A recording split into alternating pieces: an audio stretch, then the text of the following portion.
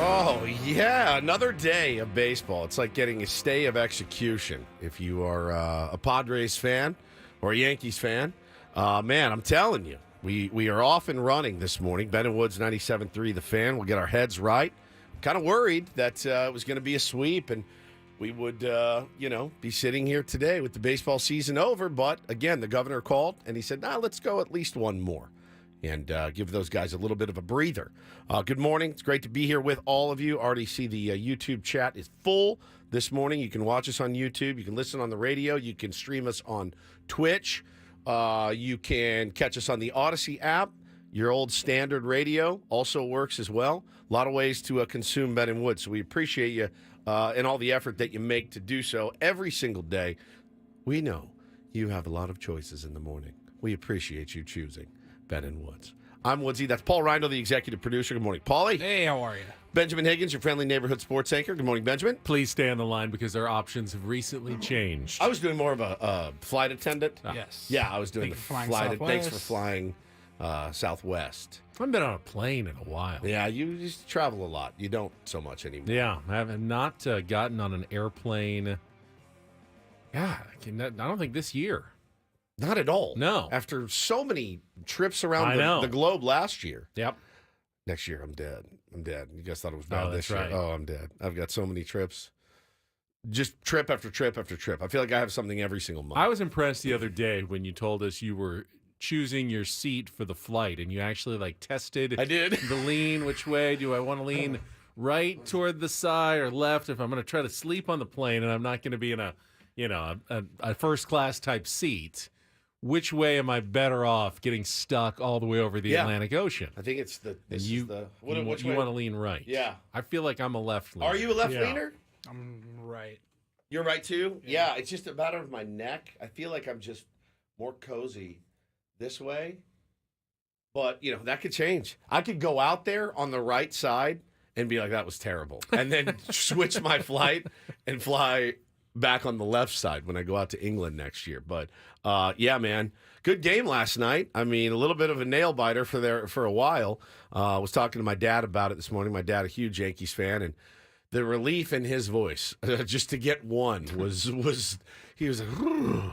I said, Dad, these dudes are tough. They are tough. They're a tough team to beat. He goes, I don't get it. They don't chase. They got these guys coming out of the bullpen that are nasty. I said, I know. Trust me. We play them how many times a year? 14 times or something? It's a tough squad, Pops. And he's like, yeah, I mean, it was nice to get one. Nobody ever wants to see their team swept, and the last two at home, just brutal. So we'll get into that game, certainly. I enjoyed every second of it last night. It was a really, really good game, quite enjoyable. I really got in the Paulie posted just a pretty innocuous little message yesterday. Let's talk about that. Yeah. That was very much not intended to be a troll or anything. Not even a troll. It was a not even genuine tip of the cap. I literally tipped my cap. You guys are awesome. The best. Yeah. And I don't say that lightly. You're the best. Correct. And if you want to be the best, you got to beat the best. And now you get the chance to act like lunatics. You've absolutely deserved it. Earned it. That's what it was. I said you earned it. Boy, they went nuts on me yesterday. On Instagram, on Twitter. Did you put that on YouTube, perchance? I did. Oh, cha-ching. Thank you, Dodger fans, for weighing in. It was a genuine compliment, but they don't know how to take a compliment. Well, they haven't won anything yet. Well, then why are they acting like they have in my mentions every single day? That was kind of the thing. You got a 3-0 lead. Benny, I'll be real clear. They're going to win the World Series. No team has ever come back down 3-0 in a World Series. True. It has but never teams have happened. come back from 3-1. Yeah. In a World Series. But and now it's 3-1. What happened in the past doesn't really matter anymore. Sure it does. It's not going to be – the Yankees don't have the guns, man. They don't have the guns to match what the L.A. Dodgers have. So, again, me trying to congratulate you guys blew up in my face. as it always does, because you guys don't understand nuance. I told you after the show, it Paulie- had already started. I was like, dude, I feel bad. Paulie Like, goes, dude, I'm sorry. I should have checked with you. I go, you don't have to check with me. I was like, maybe I shouldn't have tagged you. I don't know, because like your mentions are a dumpster fire now. But they were nuts. Instagram, X, TikTok, YouTube, TikTok, like every platform, you were just getting murdered. I'm like, you didn't take any cheap shots. No, not even one. Not even one cheap shot. I'm trying to compliment you morons, and you can't figure it out. So, all right. Like, again, you're probably going to win the World Series tonight at Yankee Stadium. You're probably going to do it, you know? And I feel pretty confident about that for you guys. And, again, let me reiterate. You guys were picked to be the best team in baseball. You've done it. Congratulations. You've earned it this year. The 60-game season, you don't have to defend it anymore, ever again. You know it was garbage. We know it was garbage. It's always been garbage. Don't tell me about an even playing field. You take away the grind and stress of 102 regular season games, you know that's not the same. That one's not going to feel the same as this one does. You know that. And you're finally going to be able to admit it. Let it go. Let it go. You would have made fun of us if that was our only World Series. You would have crushed us. You would have taken it out, and and I think all over us every day. Well, we would have also too. defended it a little bit. We also would have known in our hearts. I would if have been not the mortified, same. Paul. Benny, I would have been disgusted. But you would have had to kind of go, well, I mean, they had to get through the playoffs and everything. But in your heart, you would have known it doesn't really feel like a kidding me? real Like, World Series title. It's a smaller scale, but still significant. I was terrified. Said it on the air. Terrified that the first no-hitter in Padres history is going to be a combined no-no. And we were going to be like, it doesn't really feel right. Like, thank God Joe Musgrove just went 9 and just did shoved it legit. Yes. Got it out of the way. Didn't have to have somebody come in and close out the last 2 outs because it's our first. Yeah. Again, It's not the same. Ben, maybe if we had 6 or 7 before, then we get the little tiny championship. Then maybe be like, dude, it was the COVID year. That's everybody had it, like whatever. So I can understand them. I can understand a little bit their defense, but to walk around waving it around like it's something super special. It was cool, and I celebrated during those games. But I celebrate during every game. They were posting the video of me screaming when Manny hit the home run when in that series, in our playoff series, and I was like, I go, bro.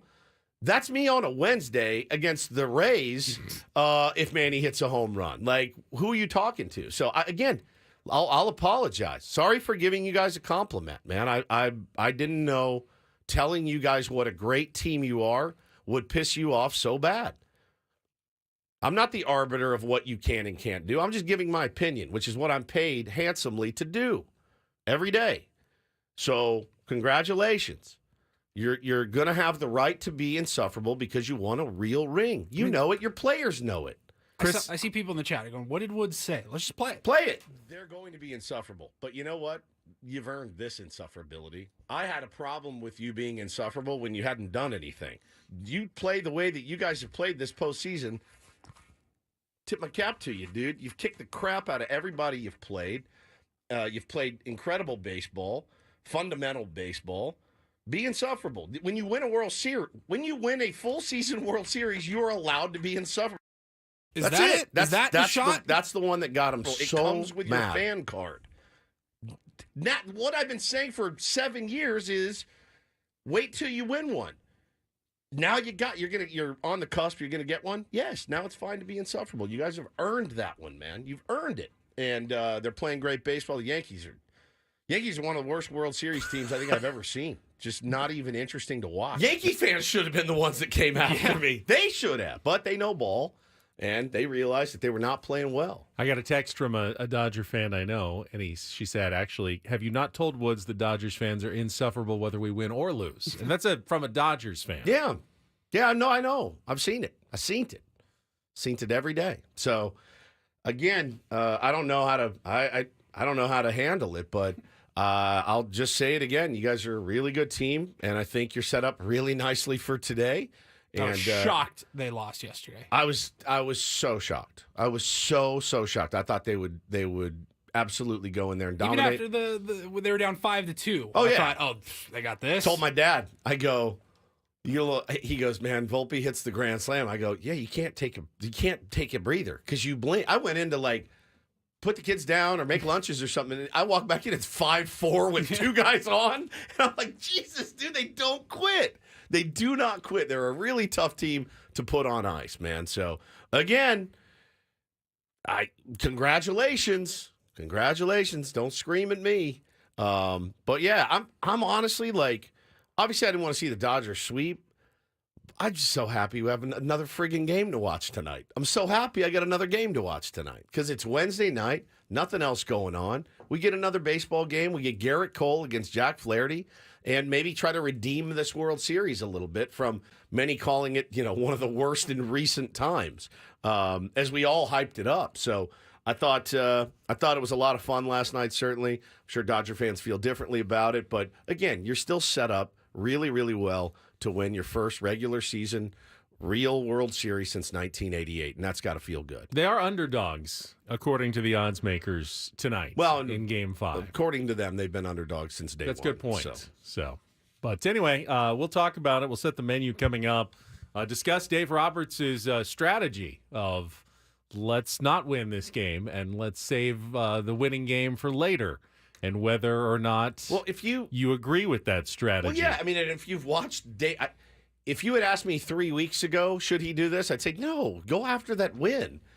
But watching him manage this postseason, it's very, very obvious and evident what his plan is. And so far, so freaking good for Dave Roberts, dude, who's been great. No, I mean, I totally get what he's doing. I did see people online tweeting about his plan, and it just doesn't make any sense to me why you wouldn't go for it there down a run. And I'm like, well, you haven't been watching this team. You don't know what's down there in the bullpen getting an extra night's rest. I also know that if I was a Yankees fan, that's what I was hoping Dave Roberts would do in that game. 100%. And I don't know if it's ever a good idea to do exactly what your opponent is hoping you will do in a game. That's my only question. And we can talk about that. That's interesting. And the strategic choice of doing what your opponent wants you to do in a huge World Series game like that, and, the potential for it backfiring on you in the series. And speaking of backfiring, so one of the craziest things I've ever seen at a big league game last night happened in the first inning. We want to talk about that.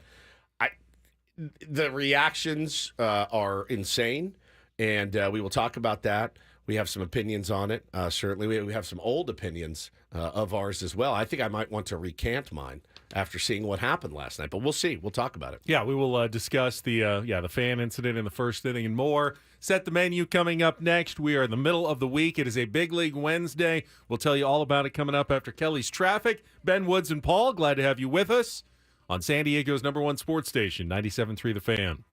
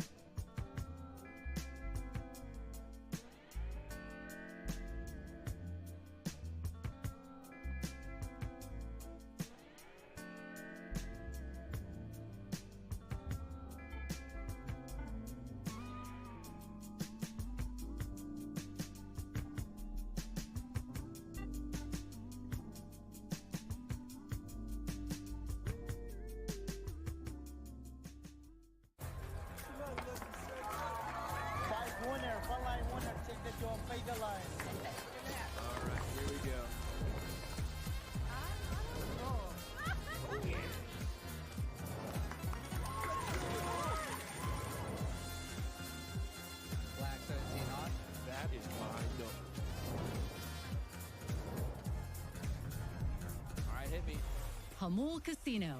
Fun above all else.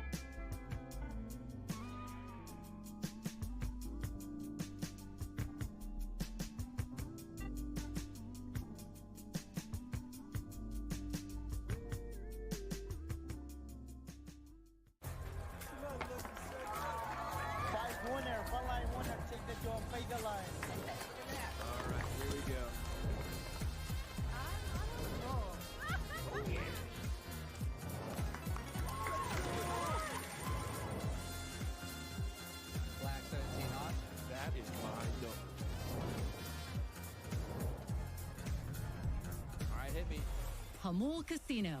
Fun above all else.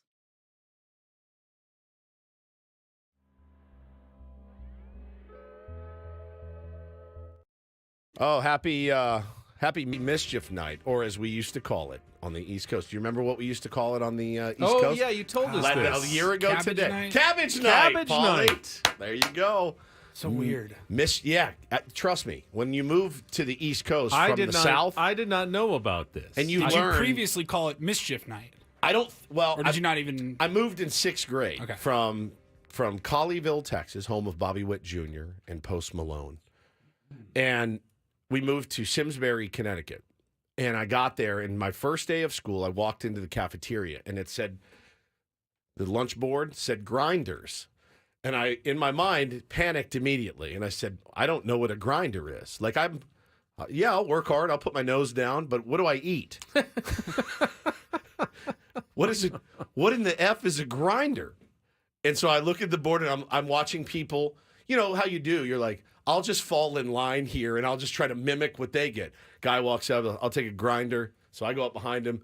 I'll also have a grinder sub sandwich. Yeah. So it's delicious. I was fine with we it. call them subs here. But yeah, hoagies, grinders, subs. So then, Halloween rolls around and everyone's like, oh, what are we doing for cabbage night? And I'm like, sounds terrible. I don't like cabbage. I don't want to eat cabbage. I don't want to do anything with cabbage. Boil it. What are we going to Yeah, do? boil Shred it. it. Yeah. What are we, the bucket family? Like what's happening right now? So it's the night you go out and toilet paper and throw eggs and smash pumpkins and all that. But they called it in other parts mischief night. But See, I never participated in any never once. sort of activities like that, but I always at least thought that just happened on Halloween here. Like it was also, the good kids would just politely trick or treat and ask for their candy. The naughty kids would go around, doing pranks and some vandalism, things that happened. But that was all happened on Halloween. There was no night before activities. Some of us did both. Some of us went out on cabbage night. Then some of us went out on Halloween, trick-or-treated, and also did more destruction of pumpkins and whatever else. For me, when Mischief Night became a thing, that was right around the age where you're like, I probably shouldn't be like going door to door trick or treating anymore. Yeah. So it kind of replaced. It replaces trick-or-treating. Yeah. But you also want some candy. I think at that point I just went to the store and bought it. So you lurk around maybe on Halloween, grabbing a little candy here and there. Yeah. But yeah, when you're 15. Is that a flaw in the design of Halloween? Yes. That kids at some point, it does become you're a little too old for the normal Yeah. trick-or-treating, but they still want to participate, and they're left with nothing other than hooliganism. Well, I'll tell you this right now. Halloween's tomorrow. When I see big kids in the neighborhood, I get mad. Right. When I see them like shoving kids out of the way. But the only other alternative is, well, hey, can you now you're 14, now can you just sit and hand out the candy to the kids coming by? And they go, no, last year I was having fun going out. Now you want me to do nothing all of a true. sudden. It would be like it'd be like telling your kids at Christmas, well, you're 15 now. You don't no get more presents. It's over. It's over. Sorry about it. You can watch your little brother You're open too old presents. for it. Yeah. Yeah, but he gets presents. Yeah, he's 6. You're 15. Grow up, Peter Pan. Like, it's going to be fine. But, so happy Mischief Night to you tonight. Please don't do any mischief on my house. I'm begging Yes, you. as responsible radio hosts, we must implore, I the implore youth you. of San Diego to No mischief. to be non-destructive, and if there's anything you can do that would be maybe clever but doesn't leave any damage or property damage, certainly no physical injuries. I got a better idea. How about this? Let's go reverse cabbage night. And you Ooh. pick up stuff in the neighborhood that Community you see. service Community service cabbage night. cabbage night. Yeah. Let's do it. It's always the idea that responsible grown-ups have. Yeah. And I don't know that it scratches the itch that teenagers are looking for, that It's true. community service doesn't quite coincide one-on-one with what they're looking for Yeah. on mischief night or cabbage night. Yeah, 100%. But it would be nice. Be if nice. that was the case. Do a reverse cabbage night and go walk the neighborhood tonight and pick up any trash that you might see. How about that? Little neighborhood watch, if you will.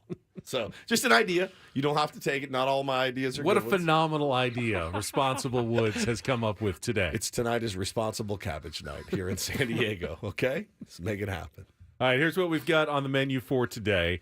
We will talk about last night's Game 4 of the World Series. The Yankees slugging their way, if not back into the series, certainly into a Game 5, and at least throwing some questions out there about, getting their bats locked in, getting their ace to the mound again today. We will discuss the game. We will discuss the incident in the first inning with the fans down the right field line and why I feel Major League Baseball is somewhat to blame for the situation, actually, that occurred down the right field line, which was, by the way, the fans were completely in the wrong Correct. in that situation. I haven't heard anyone come up with the take that those two fans in particular did the right thing. Oh, just those two fans. But there is a gray area when it comes to balls going into the stands that I think Major League Baseball may have a bit of an issue with going forward. I thought it was one of the funniest things I've ever seen in a baseball Paulie game. thought it was funny. I was shocked. Like, how could you not watch the Oh, replay and laugh? the replay when it happened. Look,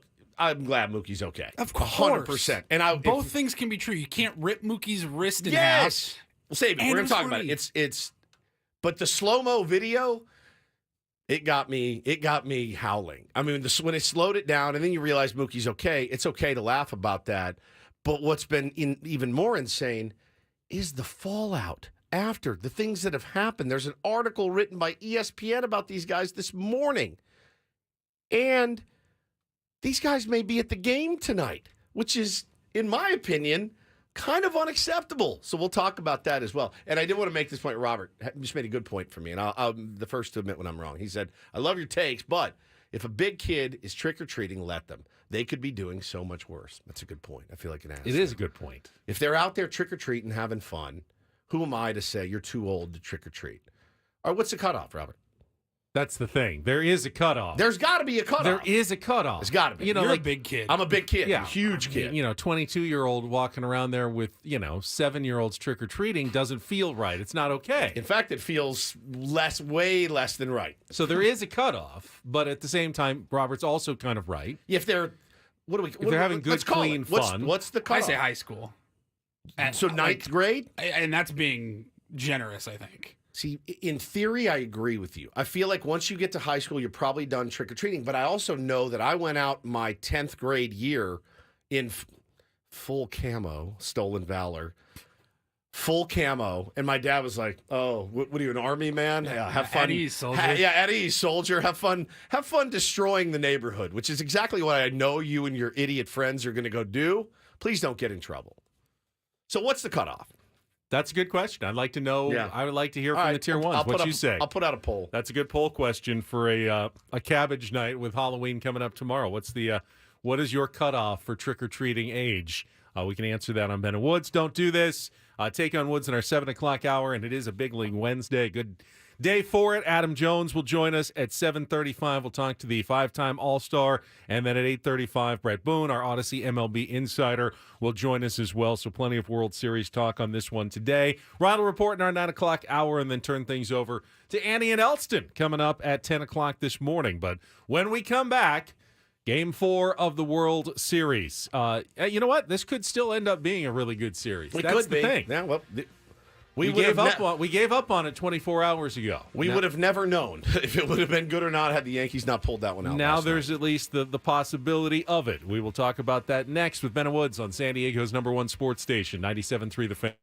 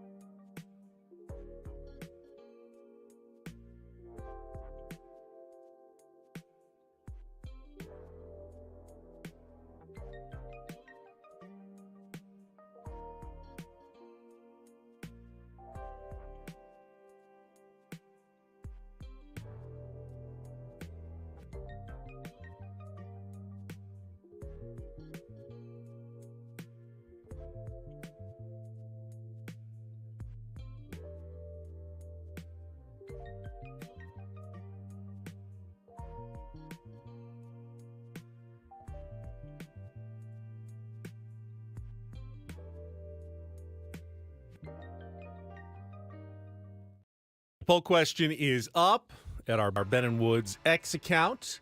What should be the cutoff age for trick-or-treaters? Up to 13, up to 15, or 18? Yeah. Legal adulthood at that point. So for me, that would have been 13 was 7th grade. I was trick-or-treating in 7th grade. 15 was freshman year of high school. I went out that year, and I think the next. Really?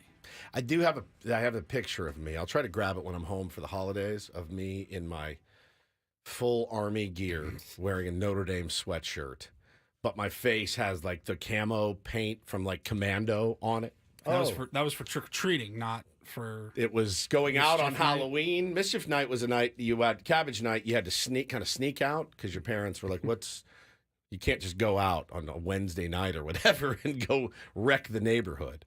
But I'll see it, man, tomorrow. Like we have so many kids in our neighborhood from all ages, so I'll see the gamut. It's really sweet, man. Seeing the little ones out there for the first trick, there's nothing like it.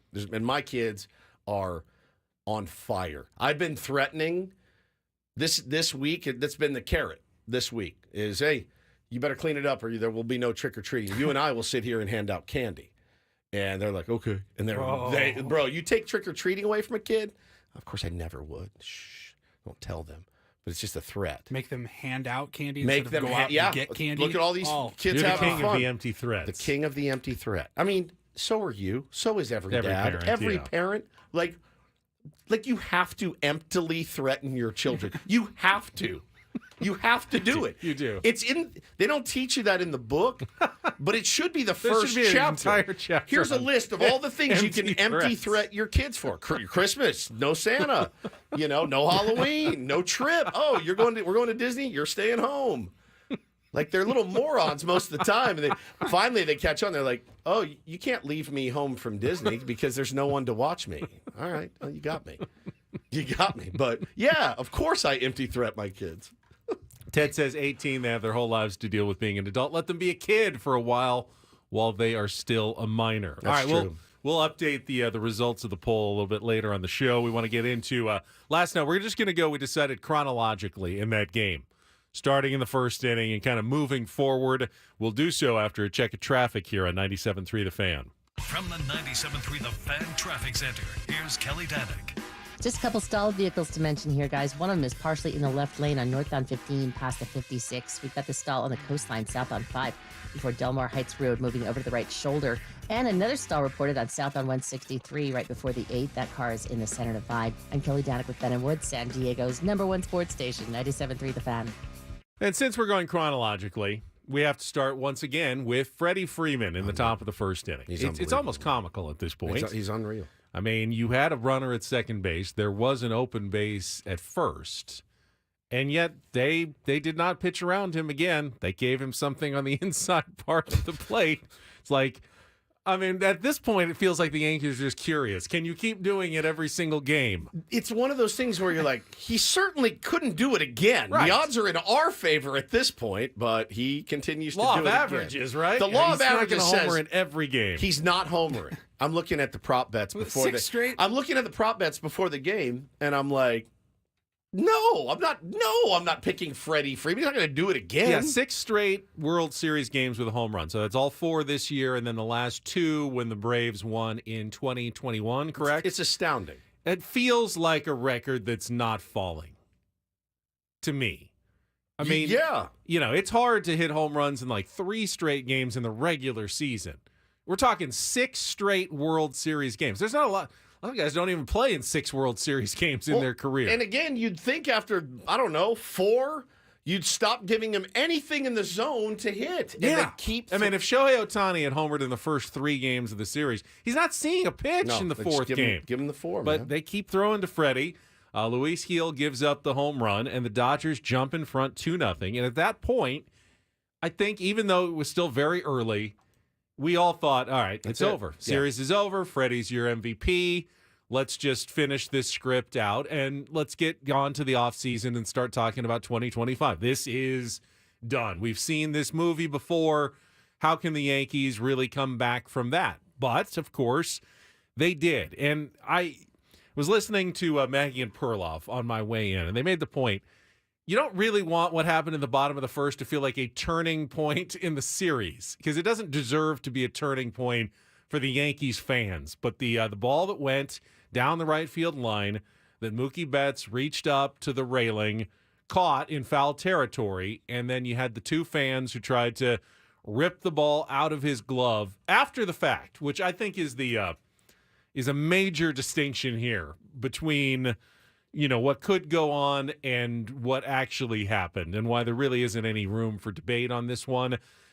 After the fact, trying to take the ball out of his glove that was already in there in front of the entire world to see is very different than what I did advocate for, and I will totally own that in the division series. And this, of course, if you remember, Jurickson Profar went into the stands at Dodger Stadium, went in, caught a ball, pulled it back out. Now, the rules are very clear in this situation. Any ball that goes into the stands, there is no fan interference. That you cannot call fan interference on a ball that passes over the barrier into the fans. If they catch it, even if they catch it right in front of the glove, they will not call fan interference. It's only fan interference if the fan reaches over onto the field to try to make the catch. Like what happened in the World Series game Correct. in L.A. That guy went fully in front of the wall and made Correct.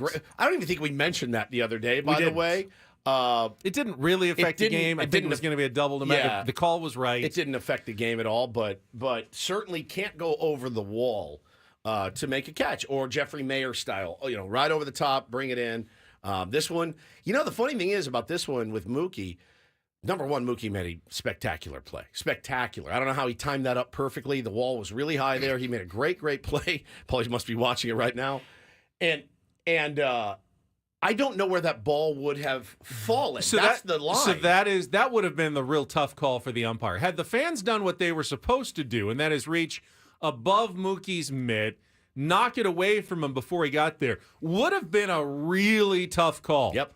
Of whether that was interference or whether that ball was in the stands and legitimately was allowed to be knocked away. Had Mookie reached into the stands and they jostled his glove and made him not catch it, probably nothing wrong with that, honestly. And when I say, if you're going to make fun of fans who don't, stop the other team when the ball goes like 2 rows in and you're going, do something. I mean, don't just let him catch the ball. Yeah. That was my point when I said you gotta stop the guy from catching that if you got an opportunity as a fan to help your team. These guys took that and took it like way too far in this situation. Way too far. Yeah, they really crossed the line there. Now, once Mookie was okay and the play was over, and then they started doing the slow-mo replay to see the guy. Now, by the way, I got his name. You ready for his name? Hang on, should we get? We got to guess. You'd never guess. Austin. His name's Austin, which surprised me, but it's the modern times. Austin Capobianco, with his friend John Peter. Hey, where's the freaking gabagoo? You mother. You mother. Don't make me get the. Greatest. It's the greatest. That's the greatest TikTok that's ever lived. That one. Hey, where's the freaking gabagoo? Yeah. A little bit out of central casting. For Austin Capobianco. Capobianco. So when he is all his chins, like when he does and he's trying to. I was crying laughing. Again, glad that Mookie's okay. Nobody should ever do that. Don't put your hands on a player. Don't throw things at players. We've been very clear about this point. Very, very clear. I mean, I'm even okay if you try to quickly reach into the glove and just steal it out, in one quick swoop. But the pinching it, he was opening it like he was opening a clam. Like he was like, give me this, and digging it out. He was like it's like he was a clam digger. He was, and then what killed me was John Peter reaching over and doing the grasp of Mookie's wrist and holding it down. I'm like, that's assault, bro. That you cannot do. You cannot do this. And, Paulie, I just sent you a picture of the right way to do it. If you can, I don't know how long it takes you to put it up on the stream.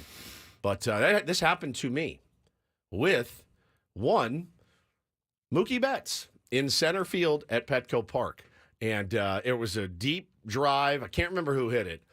But I was sitting in best seats I've ever had. And I've had some good seats. On the wall out there in the front was the greatest experience of my life. And somebody hit a ball to the wall, and I look down, and here comes Mookie Betts, and he's gunning for it.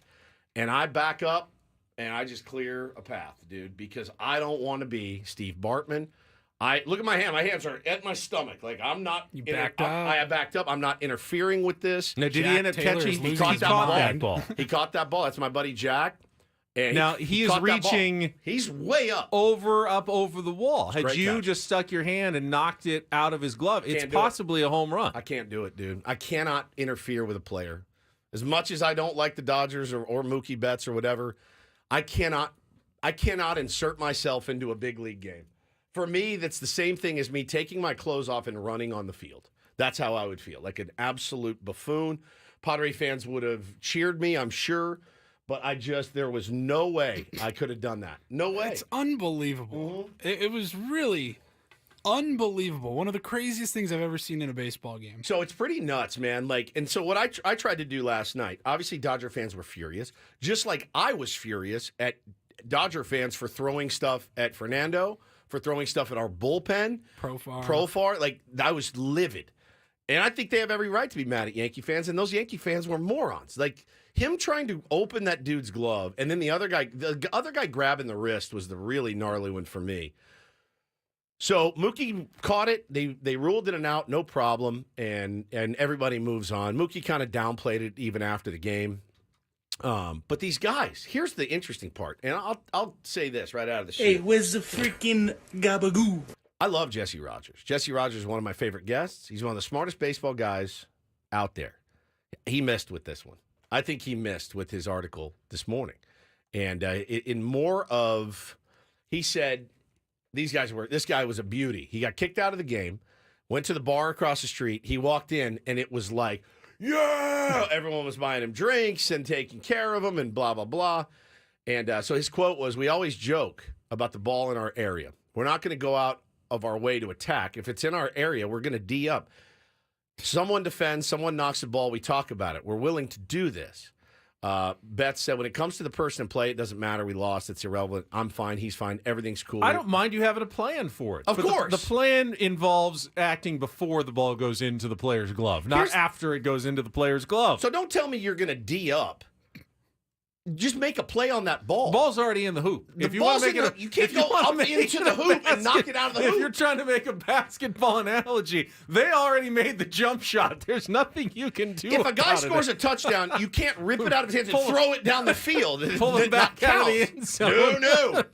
No. It's too late. It's you too can't late for tee that. up at this point. That's right.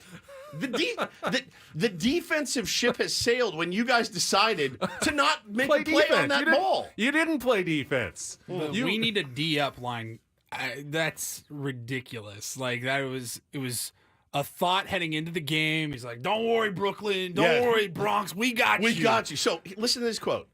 He said they were escorted out of Yankee Stadium, said they were told they would be allowed back for Game 5 on Wednesday. The Yankees did not immediately respond to ESPN's request for comment regarding if that was indeed the case. That very well could have been placation by the security guard, very well, in the moment saying, guys, they're season ticket holders. That's their seat. So he goes, guys, you're out tonight. We know we screwed up. You guys can come back tomorrow. I bet you they won't, because I bet you I know one guy that's going to make a little stink about it. Ben, you do a great job. And there he is. Oh, I mean, if you do let him in, you can't let him sit there. That's their season tickets. I know you'd have to make him trade somewhere, but behind. They can't be sitting there and have Fox cameras go right to them. Because you know what's going to happen. The first thing the producer, hey, throw a camera in the corner, see if they're still there or not, and if they are, they're going to show them, and it's going to be a storyline that the Yankees don't want. So if you do let them in, which I think you're right, probably is not the greatest idea. I don't think you can put them up in the loge somewhere instead. Not right on the field. He also says, I know when I'm in the wrong, and as soon as I did it, I was like, boys, I'm out of here. I patrol that wall, and they know that. Capo Bianco, by the way.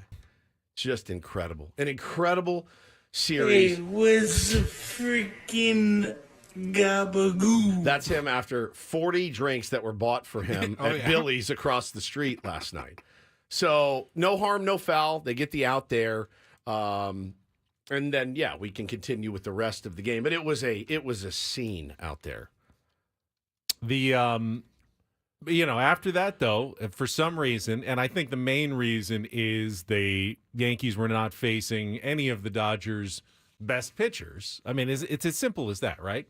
This was no different than any other Dodger game in the playoffs. Yeah, with the Mets. The Mets did the exact same thing. The Mets did the same thing. Yeah. When the Dodgers, they have like most teams, there's a limit to the number of good pitchers you can throw. And if you decide to not throw your good ones, hopefully a playoff team at this stage of the season, no matter how much they're scuffling, is going to be able to take advantage of the back end of your bullpen. Well, and being up 3-0 gives Dave Roberts an immense amount of opportunities to, and I hate, this isn't disparaging, but it gives you the opportunity to be cute. You know, you can be cute in this situation. You can throw Landon Knack, who actually did a really nice job. You can throw Ben Kasparius. You can let Brent Honeywell go out there and wear it. Because, again, these are the C guys in your bullpen. You didn't use your A's or your B's. Being up 3-0 gives you that luxury, and you can do that. And it makes the road for the Yankees much, much tougher today. Because if Flaherty can get a lead early off Garrett Cole, Flaherty may go 4, because he's got a rested bullpen, the attack bullpen ready to go in and shut these guys down. So Yankees are under the gun to come out and score early off Flaherty. I think the pause for the Dodgers is that you do know that Garrett Cole is pitching in the next game. Correct. And he's been really good in the postseason. He could give you 7 strong innings and give the Yankees a really good chance to win that game. And as I said yesterday, if you're the Dodgers, if you let it get back to a game 6, changes the pressure dynamic of the series, I think, immensely. And the Yankees all of a sudden in game 6 are feeling pretty free and easy. Going to LA, hey, we got it back here. No one's ever even got it back to a game 6 in the World Series after being down 3-0. And it's the Dodgers who could come out tight in a game 6. Yeah. They're huge favorites. Still huge favorites. According to Vegas, Who? The Dodgers? Dodgers are underdogs. Tonight. No, but in the overall series, yeah. they're still huge of favorites. Yeah, there's some room to play with. I want to keep talking about this game. There's We a will lot continue. And a little news on a former Padre getting a new job, all coming up next year on 97.3 The Fan.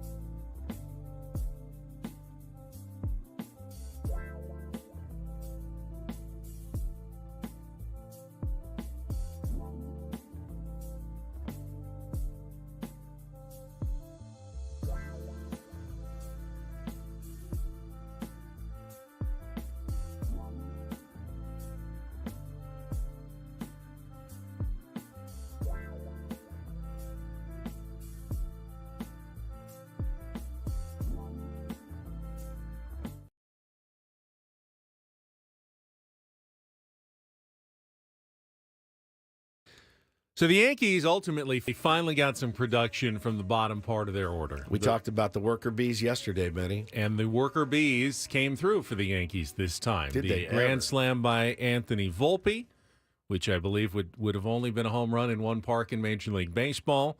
You had the Austin Wells solo home run. That was a legit shot. That was tank, man. And you had the Gleyber Torres 3-run homer, which I believe also is not a home run in most parks. But, it's the Yankee Stadium. Will Smith also got one that would not have been a home run. Wall scraper, yeah. Wall scraping home run. But the Yankees did get production from the bottom of their order. That's been the formula for the Dodgers winning so many games. And they turned it into 11 runs, and they get Game 4 of the World Series. I think my question is, do the Yankees take any... I mean, I'm sure they will try to take some confidence, momentum, whatever, into Game 5 from yesterday. But they won't face any of those pitchers. None of those pitchers they saw yesterday will pitch in the game today. No. Unless the game goes 20 innings. Day off tomorrow, they're getting the big boys. They're today. not seeing anyone other than Jack Flaherty and the absolute upper end of the Dodgers bullpen today. Yeah, so, you're gonna get Bonda, you're gonna get Trinan, you're gonna get Kopech. You're going to get Vesia. You're going to get the creme de la creme from Dave Roberts and his staff tonight. Your only hope, if you're the New York Yankees, is that your $300 million man, Garrett Cole, goes out and pitches the game of his life and holds that offense at bay. He pitched a damn good game He one, did. but you got to score. Yeah, You've got to get to Flaherty. you got to get to Flaherty. If you get to Flaherty, you can win with your ace on the mound, as you should. I personally don't think that they're going to win tonight. But if I'm the Yankees, I slept a little bit easier last night knowing we got one, and I don't care who we face. These guys are still, pretty good pitchers, man. And, we hit the ball hard. We still kind of were sloppy, still made some mistakes that we could clean up. They need to do that ASAP. But I do feel like, okay, it's Jack Flaherty. Like, we can hit him. We've seen him once already. They've seen Garrett Cole. But you got your ace on the bump today, Benny. I think you do have a lot of confidence going in. Perhaps the most important run of that game for the Yankees might have been the 11th run. Not in terms of winning the game, but who knocked it in. And that was Aaron Judge, who, whatever has been going on, I'm sure it felt very good for him to hit a ball hard on a line and drive a run in. If I'm a Yankees fan, my hope is that, hey, all it takes is one sometimes. And a guy gets locked in, and the best way for the Yankees now to come back in this series is for Aaron Judge to magically, once again, be Aaron Judge again. Yeah. And, take over games. And, hit a 2-home run game would go a long way tonight toward, getting this series to Los Angeles. He's done it plenty of times this season. The guy was unstoppable for most of the regular season, the best hitter since Barry Bonds. We just have not seen it at all in this postseason, in this World Series. Yeah, you look at his stat line, 1 for 3 with an RBI, no Ks. I think that's the most important part. Did grab a walk. But you look at the bottom, man, of Volpe, Wells, and Verdugo accounted for 7 of the Yankee runs last night, 7 of 11. And you just can't put a price on that. Volpe's swing was one of the cooler moments. I mean, again, I think everybody knows his story. Jersey kid, grew up a huge Yankee fan, a huge Jeter fan, is a real whiz with the glove. Him getting that swing off Daniel Hudson last night to electrify that place, I mean, you're dead without it. You're dead. And Alex Verdugo turned in one of the best ABs I think I have seen the entire postseason. About a 9 or 10 pitch AB. Yeah. Ends up getting it, driving in 2 runs there. Was that the one that ended with the fielder's choice grounder? And they got it home plate and turned into a 5-run inning. Turned into a 5-run inning. And his AB just up there grinding on sliders at his feet.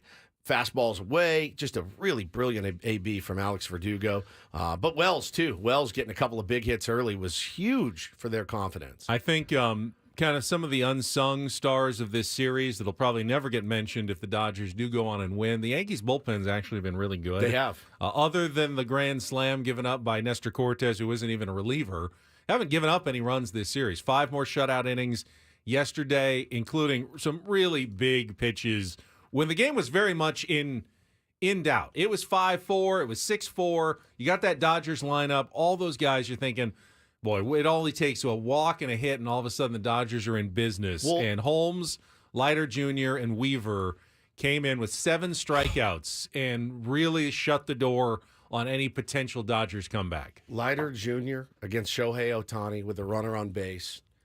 I mean, my stomach was in knots. And Leiter Jr. is not an overpowering guy at all. I was shocked when they went to him.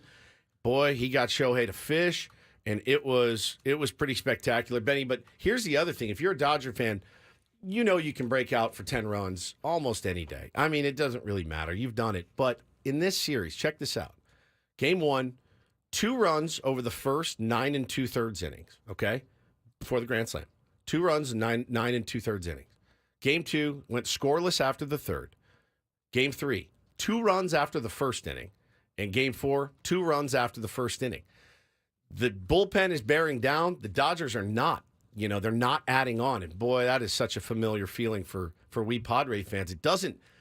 It gives you a little bit of cause for concern if you're a Dodger fan. But again, you have such good players. You know you can hang a 4 spot, a 5 spot anytime. I don't think you have any reason to be super worried right now. I don't think Shohei has done anything to show after his injury that he's going to be anywhere near what Shohei was before his injury. Knock on wood. We'll but see. yes. I mean, we don't know for sure yet, but, he has not really taken over either of those games or any of these games in this World Series so far. Had an opportunity last night. And again, man, all the credit goes to Mark Leiter for making a devastatingly nasty 3-2 pitch.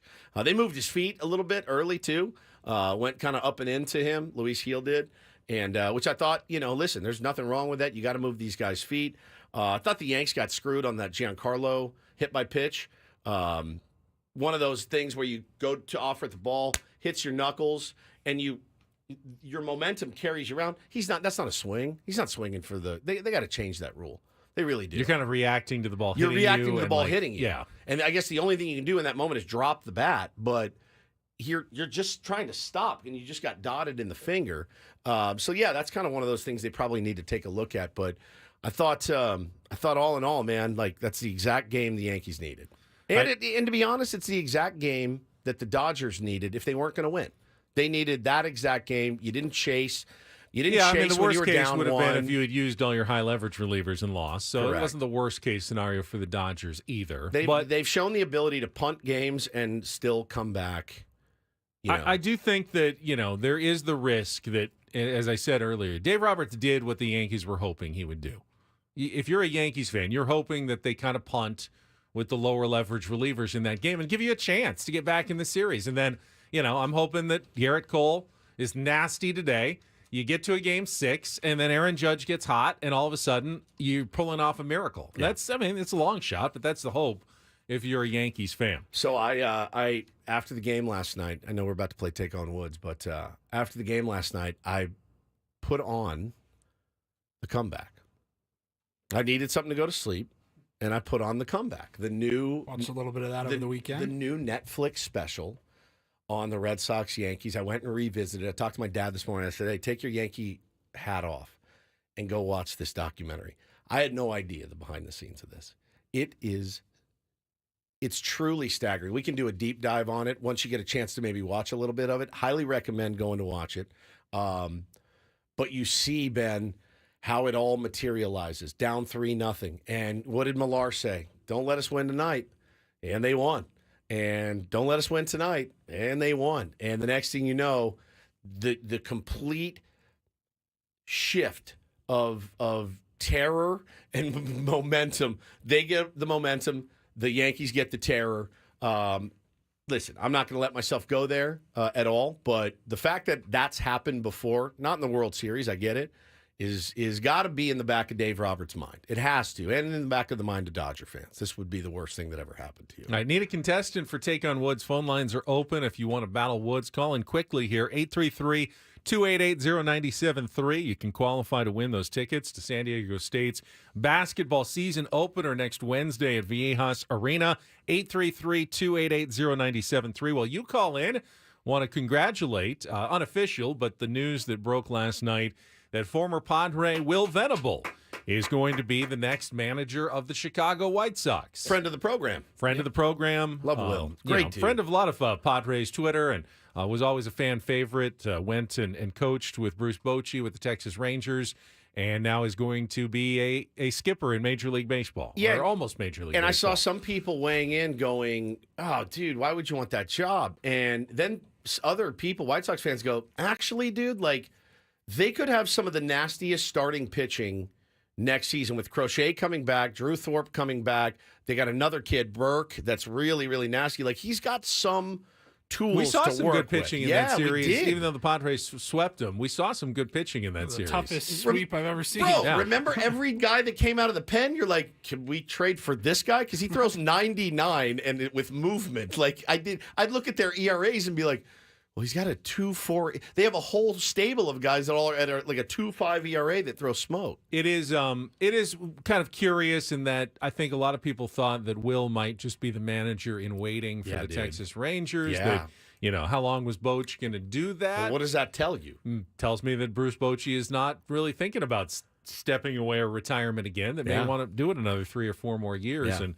And Will has been a guy mentioned as a future major league manager for a few years now. So He's paid his dues. this I is not surprising in the least bit that he got that job, and reportedly was also up for the Miami job. Still think that's probably going to Gabe Kapler, but Yeah. was getting some serious interviews, and this was definitely in the cards for Will Venable. So congratulations to friend of the program. Well, when it becomes official, we could maybe try to catch up with him. Yeah, usually Major League Baseball doesn't like news to break Yeah. during the World Series, so I don't know where that one leaked, where there was an agent who said something.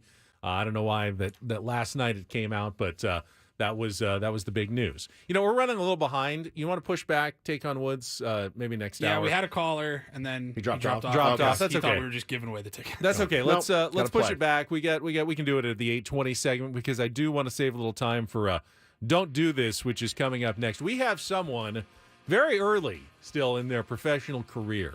But he's on a Hall of Fame Don't Do This track. He is. I mean, there's the Antonio Browns. You got the legends of Don't Do This. He's not there yet, but he's definitely He's getting there. he's definitely making an early statement It's had an interesting year. for the DDT Hall of Fame. That is coming up after a check of traffic with Ben and Woods here on 97.3 The Fan.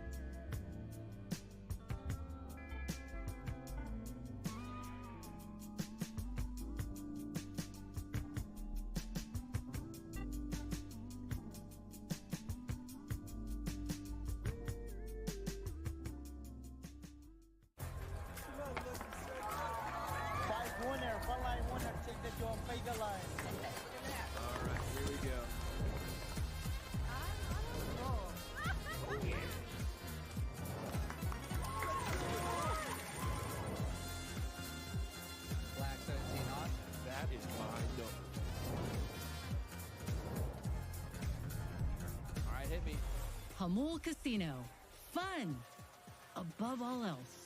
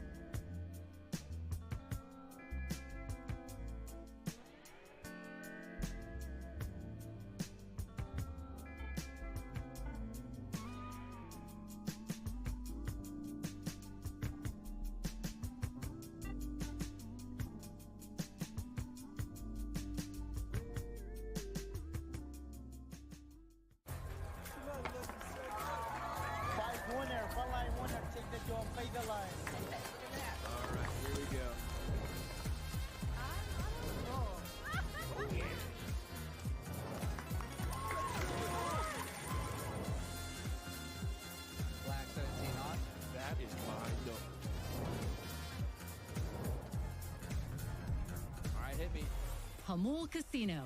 Fun above all else.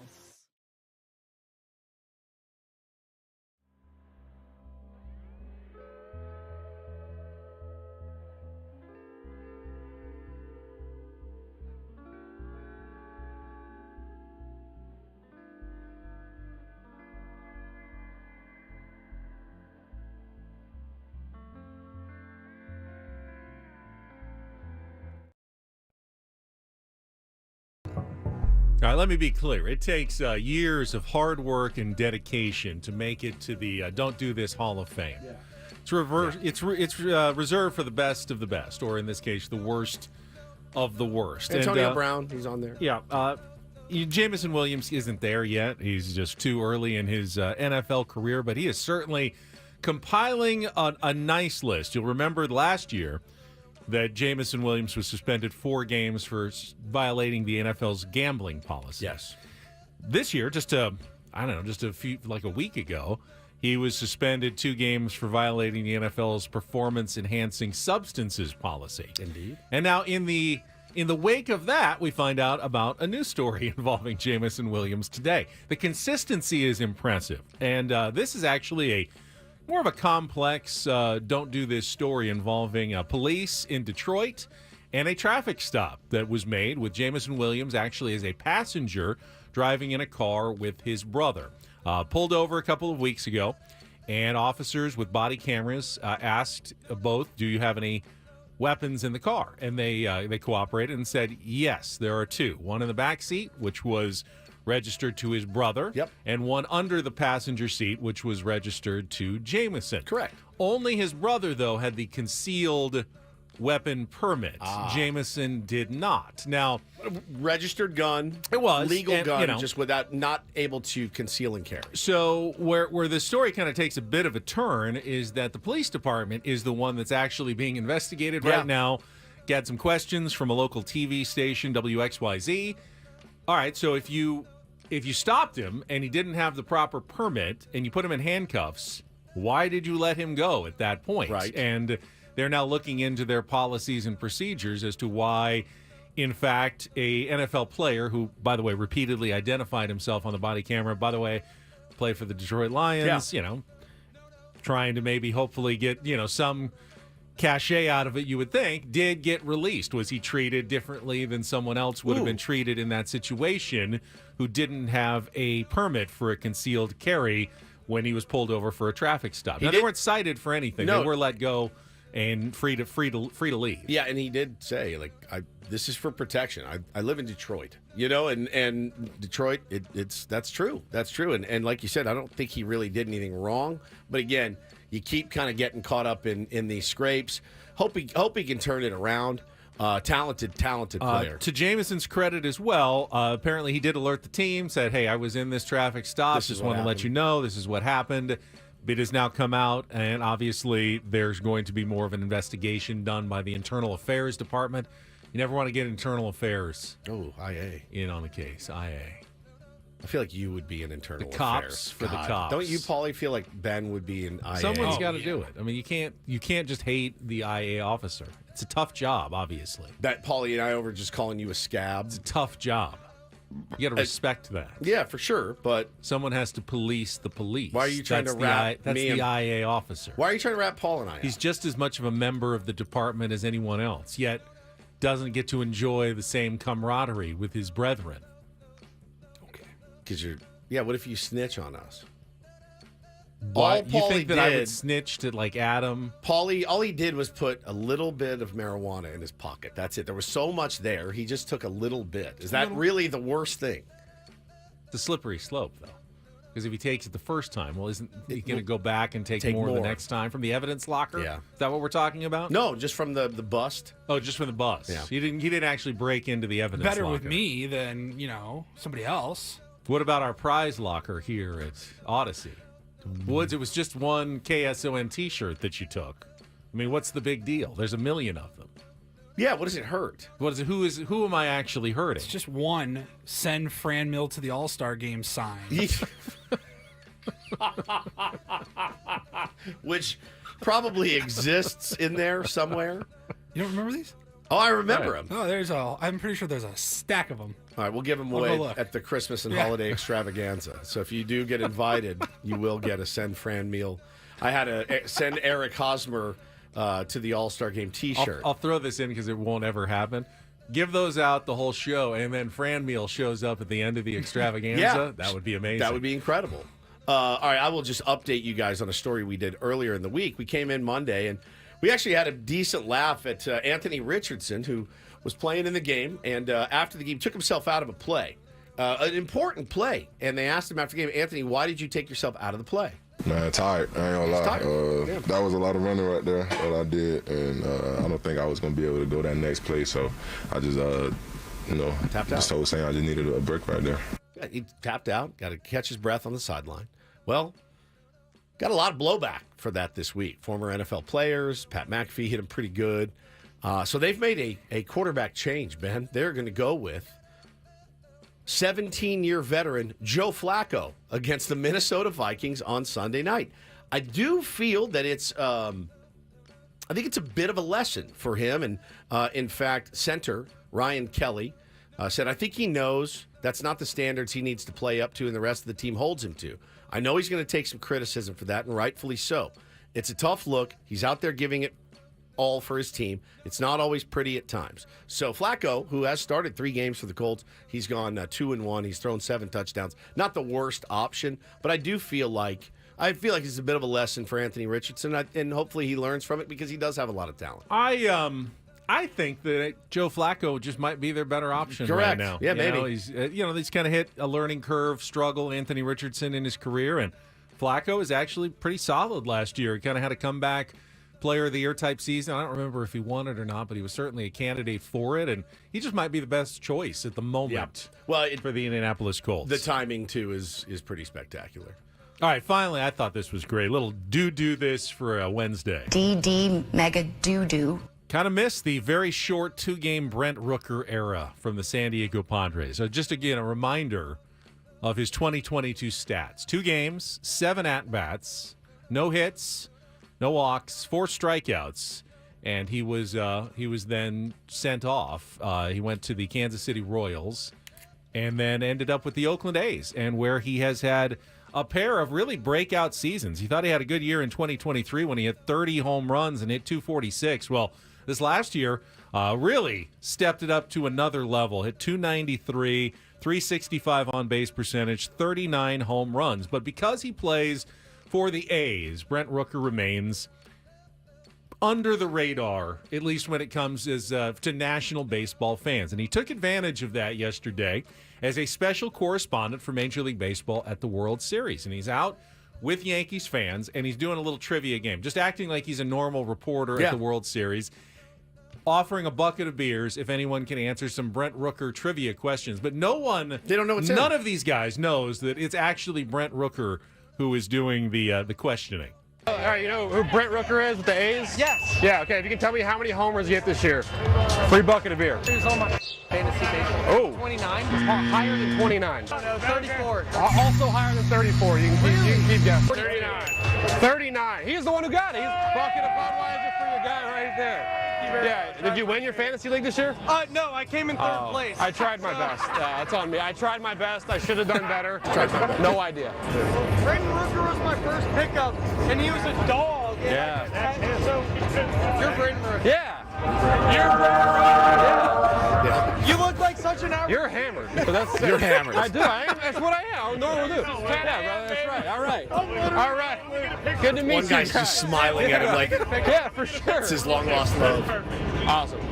It's a good bit. He said, Brent Rooker was on my fantasy. He was the dog. He's the He was dog. great. I love Brent Rooker. And he goes, I'm Brent Rooker. He was drafted by the Twins. How you doing? Drafted by the Twins in the first round, traded by the Twins with Taylor Rogers to the San Diego Padres for a player to be named later, who ended up being Chris Paddock and Emilio Pagan.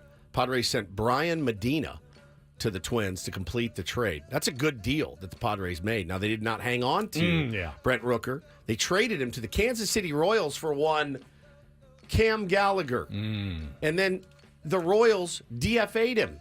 Picked up, which is even worse. It's At least even the Padres worse. got Yeah, something for him. But I would kill to have Brent Rooker here. Kill.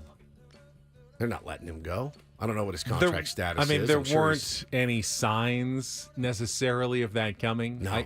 I like to point to the fact that A.J. Preller, he sees it, whatever it is. I mean, he picked Brent Rooker out of the lineup like, that's the guy I want as the throw-in into the trade. But he's good at that, by the way. But Jake Cronenworth, that's the guy I want thrown in. But only 7 ABs in the trade. But only 7 ABs for a backup catcher. Yeah, and I don't remember what the roster situation. Sometimes you just can't hold on to everybody. You can't keep everybody. Yeah. But AJ does a pretty good job. Matt Waldron, throw in. Yep. Player to be named later in the Clevenger. That is that's a testament not just to AJ, but his scouting department, the guys who do the grunt work of going and watching a ton of games on minor league fields, on other ballparks, and going, that's, if we ever have a chance to pick up that guy, like on the cheap, there's some things that I think we can do with him. He's a stud, dude. Brent Rooker is one of those guys. Didn't work out for the Padres, but they saw something in him, and 39, there was something there. 39 bombs in that big, cavernous dump. No offense. But that's an accomplishment, man. That's an accomplishment. I don't think you're offending anyone by calling the Oakland Coliseum a dump. Well, Not a maybe. single person. Maybe. Everyone agrees it's a dump. I don't want to be mean. It's a dump. Yeah, it is.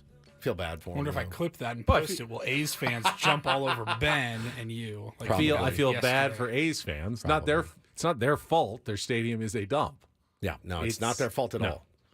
It They're just good. was. Yeah. All right, that's don't and do this for a Wednesday.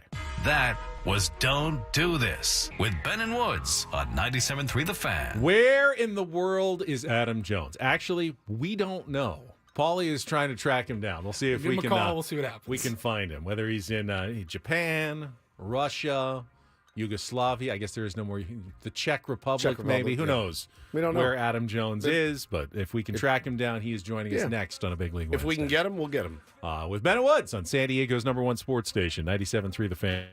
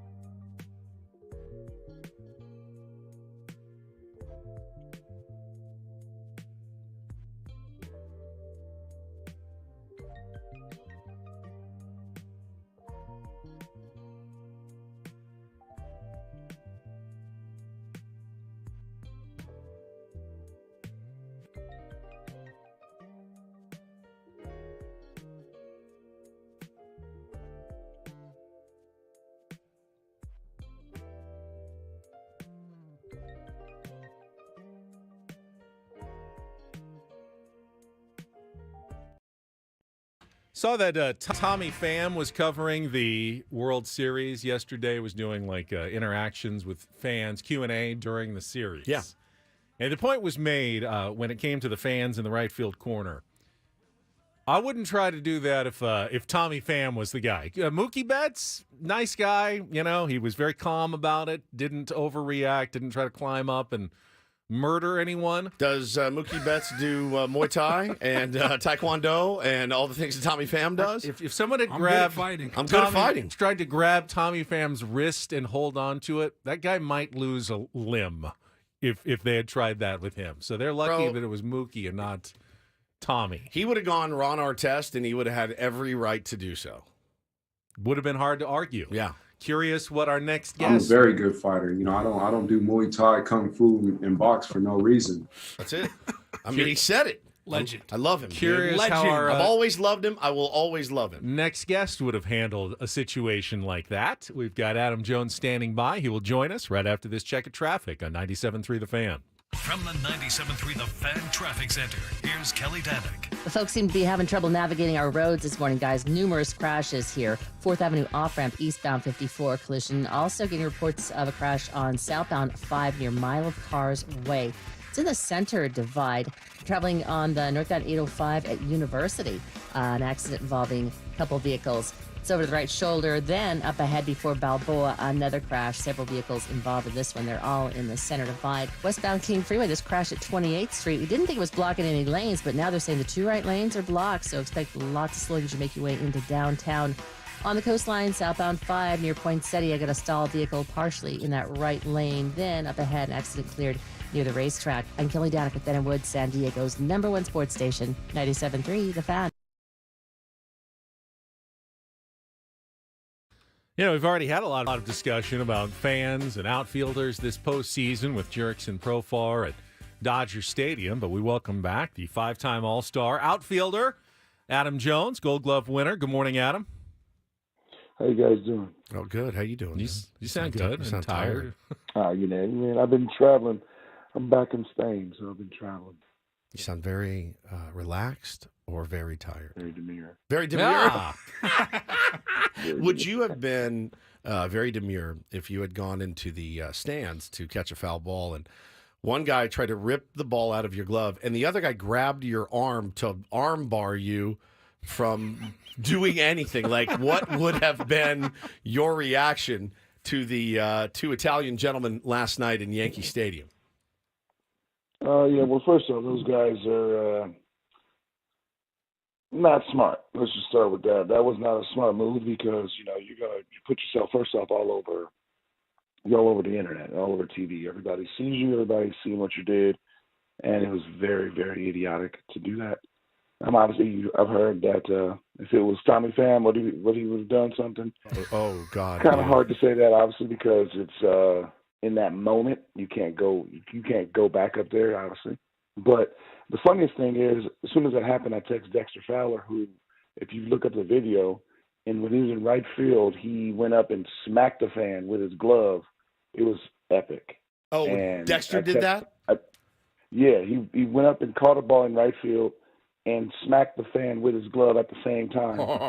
It is amazing. I got to find it. And that's what you got to do. Obviously, there's no retaliation that we can do. the fan gets kicked out. Hopefully that kind of fan never comes back, because I get interference and that kind of stuff. Sure. You tried to jar his hand open. Yeah. The other guy tried to grab his arm and stuff like that. Like, you cannot do that. And that's zero tolerance in my book. Woods had the great description. He said it was like he was trying to open like clams, Like a clam. in his pasta, like trying to like pry trying it to open. rip it out of, like he's trying to get that good clam meat out of the middle of that shell, dude. I couldn't believe it. I mean, I really, really It's couldn't. like opening those packages from Best Buy. Yeah. Plastic packages. 100%. One thing. 100%. So I know you were at the World Series in LA, and man, crazy first game. Obviously, absolutely crazy game. I feel bad for Aaron Boone. You know, we've talked, and everybody has been talking about the moves that he's made. And what was kind of your experience being out there? You were there for those 2 games, weren't you?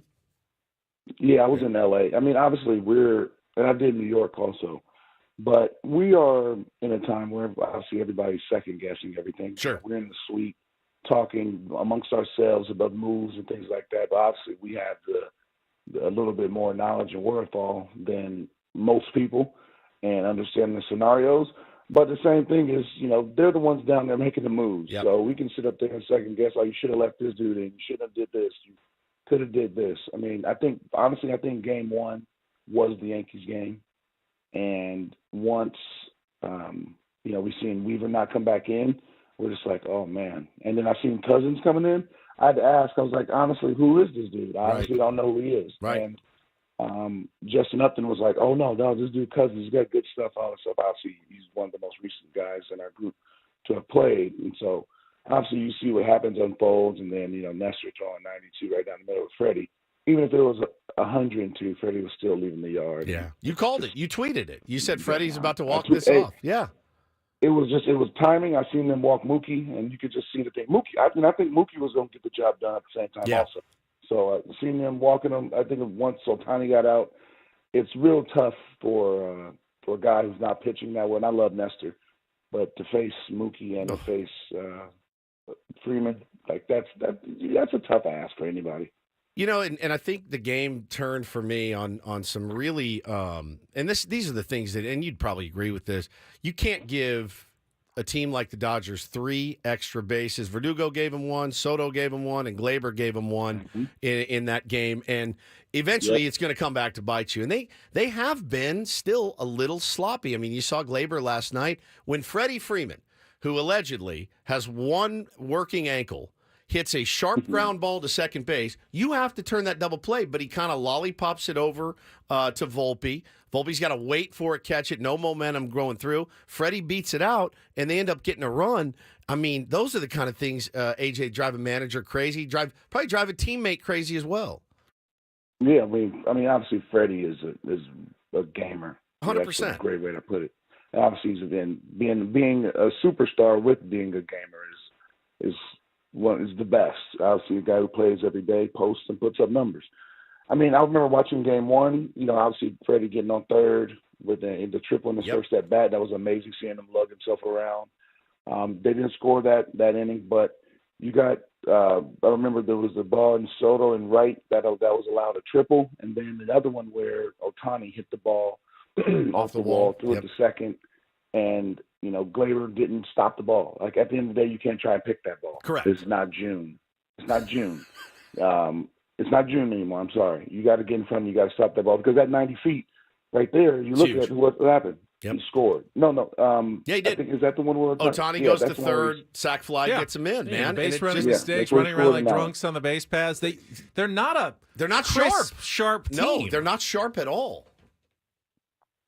No, and that's why they're in the position they're in. You can't, like I said, you can't give any team extra outs. And the Dodgers have not been giving the Yankees extra outs. That's why they have not been getting those big hits. You want to say, get a big hit. Well, if the opportunity doesn't rise, it's kind of tough to. Yeah, it's true. But Adam, we all know that baseball doesn't, especially in a short series, doesn't always reward the better team, the team that's playing the best. And sometimes it can come down to just a moment or two. And I want to ask you, as a guy who's been there before, last night the Yankees did what they should against the back half of the Dodgers bullpen. They broke out, they scored 11 runs. Is it possible, though, that the Dodgers woke up a sleeping giant? It can one at bat, like the last one for Judge, lock someone in, and they go forward, and they're a different team starting today just because of what they were able to do yesterday? I think the biggest thing is going to see what Flaherty has, because in Game 1 against the Mets, he was disgusting. Game 5 against the Mets, he was edible. Let's see what he is tonight.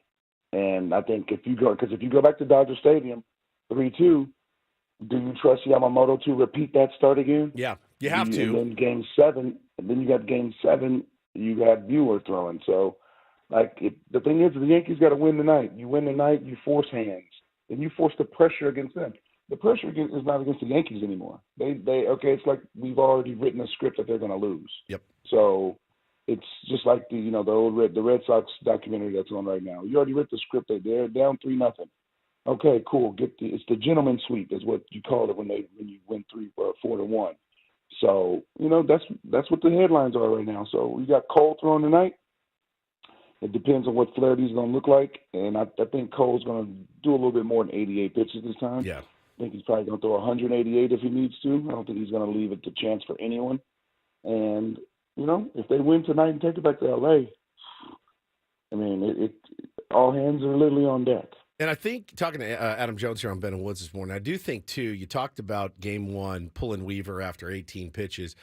We certainly hate to see our manager make what we deem from our ivory towers a mistake. But if he does do it, we also ask that he doesn't repeat it. And I thought he did a really nice job rolling with him last night for probably longer than he wanted to, because if you're going to go down, you got to go down with your best guys. And then the Yankees being able to add on so they could throw Meza or whatever in the last inning and get Weaver. So now Weaver, if Garrett Cole goes 8 tonight, Weaver's ready. He can get 3 outs and you can win a ball game tonight because you saved his ass a little bit there last night. So Aaron Boone kind of learning from his mistakes on the fly. But I the bottom of the order last night, getting it done was pretty incredible, because the Yankees, those guys had not done anything to that point at all, and they've been struggling. That's what you need. Obviously the superstars are the superstars. They do what they do, but you do need the bottom of the lineup. You need everybody. It's a full, 25, 26-man roster. But with Weaver, that's what we're talking about in our suite is, Game 1, Weaver threw 18, 19 pitches. It's Game 1. You have an opportunity to win Game 1 right now. On the road. On the road. Win it. Tomorrow, okay, Weaver, we're not going to throw you tomorrow because we have a day off, but we got our win here. Now you can come back split. If you get Game 2, that's a bonus. But you can you have Game 3 back home. Weaver 2 days off of throwing. Then it's the rest of the season. I don't think he would ever complain about not having a ball. So, again, that's sitting in the ivory tower that we do now. I'm in the ivory tower now, and I'm over there second-guessing everybody's move just like everybody else. Yep. And we're offering unsolicited advice just like the next man now. Man, baseball. I mean, feels like a one-sided series, but the Yankees, if they could have gotten one more out in Game 1, could be tied 2-2. Crazy right man. now. Yep. I mean, just as easily as being as lopsided as it's been. Talking to Adam Jones. I'm assuming, Adam, that you have crossed paths with Will Venable a few times in your career, being a fellow outfielder. Your thoughts on the, at least reports, that he is going to be the next manager of the Chicago White Sox? Well, yeah, obviously I played against Will. He played in San Diego, but I played against Will and know him and his family very well. And that's amazing. I mean, I thought, just like everybody, that he was going to be the successor to Bruce Bochy. But I guess Bruce wants to hang on for another decade. I mean, which is awesome. He's great in baseball. I thought he'd retire after he won his 4th World Series. Go home, hang out, go golf. But he doesn't want to do that. But no, I think Will has always been in the lines to be a manager, and it's amazing to see him be a manager. Now, the thing that sucks about being a manager is kind of like being a number 1 pick sometimes in NBA. You're going to go to a crap team. You're going to go to a team like, if you got to go to the Pistons, sorry if you're a Pistons fan that's listening, it sucks. You know what I mean? You get drafted there and you go to a team that's not good. And Will is going to have to go into a situation just like that. But they got a lot of talent. They're going to have to probably make some trades in order to, revamp themselves, and it's going to take a couple years. So what we need to do is just be patient with Will and understand that, the situation that he just took over was extremely dire. So let's just give him the benefit of the doubt, and I'm glad that he's finally getting to run the ship because he's been waiting and waiting and waiting, and it's just his time. Good for and him. There's going to be some other new managers also named in the coming weeks and months, and it's going to be great to see some first-time managers. Well, AJ Boach found out what Woods is learning right now. When he was retired, they asked him to keep coaching his grandkids' teams, and he realized that is much more difficult, dealing with the parents and coaching the kids. Way harder. Than being a major league manager. So I don't think Boach is ever going to retire at this point because he knows what's waiting for him if he ever does. I got another 10 years. Coaching in the big leagues, like I wouldn't have your mom sending me nasty emails because I'm not getting you enough reps at short and stuff. You know what I mean? Like, hey, man, he's a center fielder. I'm going to play him in center field. I'm sorry, Mrs. Jones. I would respond and say, Lil Carson likes to pick his nose during the game and look in the sky and chase butterflies. If he can lock in, he can play. I've got a Carson on my team. I do have a Carson on my team. He's a masher, though. I'm not worried about him. Okay. Thank you, man. He's not paying attention to butterflies and picking. No, dude. He's. There might be a butterfly chaser or two. He's on Woods' a team. masher for sure. Carson. How'd you know? Oh, my God, that's creepy. Thank you, bro. Appreciate it. All right, get some rest after all that travel. They're probably going to send you to L.A. coming up in a couple of days if you're not careful. So I'm be watching on TV. All right. Take care, Adam. Thanks, bro. Adam Jones, as Big League Wednesday, it's always good to talk to him and some good insight. Man, that guy sounded jet lagged. As soon as I called, I was like, ooh, I think I woke him up. I mean, he's in Spain, so it's the 5 middle of the o'clock afternoon. now. It's not like wake up. Not you call But he said he was in New York too. Like he might have just flown back. L.A., like, New York, Spain. The guy is on. The clock is messed up for sure. I gotta call these. I don't know when the time difference. Do they change daylight savings in Spain or not? No idea. I have no idea. All I know is I get mine this weekend. I saw that Dexter Fowler catch you talked about. Yeah, it was to end the game. He goes up over the wall, the exact same spot as Mookie Betts last night. Oh, really? And he leans up. There wasn't as many fans. It was random. What was that, Reds game or whatever? He goes up, and then as he's coming back down, he kind of swings his glove and hits the fan in the Whacks shoulder. the guy. Yeah, there you go. Sorry about that. Sorry about it. Got to go get it. Get out of the way. Yeah, All in the process of making the catch. Yeah, amazing. Yeah, He's I a didn't good do that. outfielder, Didn't man. do that intentionally. It was all in the process of making the catch. I couldn't believe that last night, man. Just insane behavior. It has not died down even a little bit this morning. It is pretty crazy. And like I said, I put myself in the Dodgers' shoes. If that was Fernando Tatis Jr. and somebody did that to him, I might have had a stroke. I might have gone ballistic. When you see that man's hands on his arm, bro, I don't know. Like that there was some kind of, it didn't feel right to me. All right, we are down 2 hours already in our show today. We still have Bret Boone coming up on a Big League Wednesday. This is crazy. 8 Talking o'clock to hour. the manager's brother. Yeah, with the World Series still underway. And we did postpone Take on Woods from our last hour, so we've got that coming up as well. A chance to win some San Diego State basketball tickets. Do not go away. More Ben and Woods on the way on San Diego's #1 sports station, 97.3 The Fan.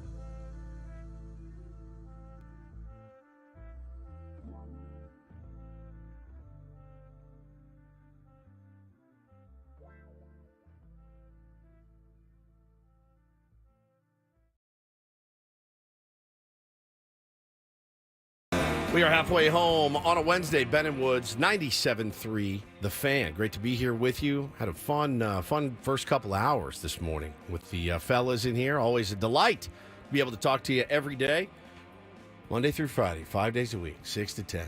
That's it, man. That's the Ben and Woods show in a nutshell. Just having fun. Did you guys see the comment that we got yesterday? It's an old comment. But somebody, let me introduce the program here. I'm Woodsy. That's Paul Reindl. He's the executive producer. Good morning, Paulie. Hey, how are you? We got Ben Higgins, your friendly neighborhood sports anchor, joins us as well. And got a tweet yesterday from the Foo Friar. The Foo Friar said, at Ben and Woods, said, I got this. I Googled 97.3 The Fan, and there was a review that came up from 2 months ago. And I don't know, I guess on like Google reviews or something. I try not to read those because they make me sad sometimes. And I don't go looking for negative comments, but I liked this one. Lewis gave us 1 star as a program. It's kind of ruined morning sports radio for me. It used to be really good, but Ben and Woods shouldn't be running a sports show. I love my Padres, but it's the only thing they're passionate at talking about. We just had the first college football game and barely any mention. This isn't sports talk. It's Padres with a side of golf and a rare mention of other sports with definitely no breakdown of any other sports because they don't know enough. I found it. It's on Yelp. It's on Yelp. Okay. Didn't even know we had a Yelp. I'm up really early, so I guess I'll listen to the New York people until 6, and then it's the show on Rock 105 for me. All right. All right. Well, funny because right below that, the very next comment, Ben and Woods shows what keeps me alive. Oh, okay. Thanks for the content. And for Paulie, this is the new sports radio. Oh, thank God. Okay. Thank you, Matthew, in San Francisco. I love you, dude. Thanks for that. Lewis, I'm sorry, man. And then there's another one. The new morning show is horrible. Is that us? That's an old one. What exactly did Lewis get wrong about his evaluation of us? That really is. It sounds like us. That is our show. Well, but the thing is, it didn't make me sad. My comment back to Foo Friar was, this makes me happy. That means you get the show. I actually do believe that we can carry on a fairly intelligent conversation about things beyond Padres baseball. Sure. Even in the sports world. Sure. Even Woods in basketball. Even Woods, he says. Oh, my God. Even Woods in basketball, I said. Not even Woods. Even Woods even in Woods. basketball. As much... Even him, this idiot. You know, if we want to go there and there's something interesting, we will go there. And I think the conversation will be at a fairly high level. We have really intelligent tier ones that I think understand and get us on this program. But the passion in San Diego is about the Padres. Correct. And I think it's important. And I credit Woods for this and, changing my view of what sports, quote unquote, sports radio can be. Most important thing is to have a good time. That's it, in the man. morning. In the mornings is just to have a good time. Try to make you guys smile on the way in, or be invested in something, beyond, what the Panthers are doing on their O-line and things like that. I mean, anybody can do that, I've always felt. And I promise you, if we were in a different time slot, if we started in middays or even afternoons to an extent, the show would sound different. It would. In mornings. And that's, different styles for different times of the day are how it works. That's what I think the layman may not understand. But listen, man, Luis, if you do check us out every now and then, and hopefully you've come back and give us a shot, I do appreciate it. But yeah, it's definitely not for everyone. It's not meant to be for everyone. But I do, have you guys ever left a review on Yelp ever? No, I was just reading some of them. I'm like, it takes a specific type of person. Are they mean? Are they mostly mean? Oh, yeah. Oh, really? I have been guilted into it a couple of times by businesses when I go and they say, could you please, if you enjoyed your experience, it would help so much if you would leave a good Yelp review for us. And I have a couple of times tried to figure out how to log in. Like, I have no idea what's my Yelp login, but all right, Ben from Encinitas says, yeah, this restaurant was fantastic. I really enjoyed it because I want to do a favor to the business owner or whatever. I guess I've done it a few times. I've never left a bad review. When I've had a really great experience, and it doesn't matter if it's a restaurant. Hell, I left one for my dentist's office because our dentist's office. First time there, Dr. Skeens, elite. They were so good, and they just said, "Hey, if you don't mind, like this, actually, we're trying to get more Google reviews, and it does help." Wait, Dr. If Skeens? it helps you, yeah. Dr. Skeens. He's amazing. He's incredible. You love Dr. Skeens? I love Dr. Skeens. I love Doctor. Paul Skeens. Does he Paul? I love Dr. Skeens. No, his name is Greg. Greg. I think. Yeah. I love Dr. Skeens. But when a company is like, hey, we're trying to specifically promote Facebook reviews or Google reviews or Yelp reviews, whatever, if it helps them, I don't mind doing it. But if I have a bad experience, like if I had I just don't go back. a meal that was not cooked right or something, I'm not going to go. No, I and just don't go what back. bothers me is that because everyone kind of sometimes I think has to rely on Yelp. If you're somewhere where you're unfamiliar, you're just looking, what are my options in the area? Restaurants near me. Like, what am I looking for? And then you kind of, all right, I'll look at a couple of reviews to see if they think this place is good or trash. And you'll see, oh, it's got 3.5 stars. Like 90% of Yelp businesses have 3.5 stars. And you look and one rating's like 5-star. Oh, yeah, that was great. Good portion size, delicious food. And then there's the 1-star review and they go, I walked in and the person taking my order gave me a look. So I just left and I didn't even order. I don't really care. That doesn't help me make my decision about what business I'm going to go to. That you, for some reason, didn't hit it off with the cashier at the restaurant. Don't leave a review. Then just don't go back there. Don't poison the entire review pool when you didn't even actually order any food. Yeah, people like to complain. They do, and I fully get it. It used to kill me. I used to go read the reviews from the first show that I was on 94.9, the Yelp reviews, and it would make me want to die. I would go home almost in tears. But at 15 years, your skin gets a little bit thicker, and you realize that a guy like that clearly doesn't get what we're trying to do. No big deal. Like restaurants, I think are probably the most sought after reviews. Like I don't bother with Yelp or even Google reviews for that because again, I think if you're going to take the time out of your day, most of the time it's because you're miserable and sad and you're upset with something that happened. Sure. Like Ben's website, Eat Her.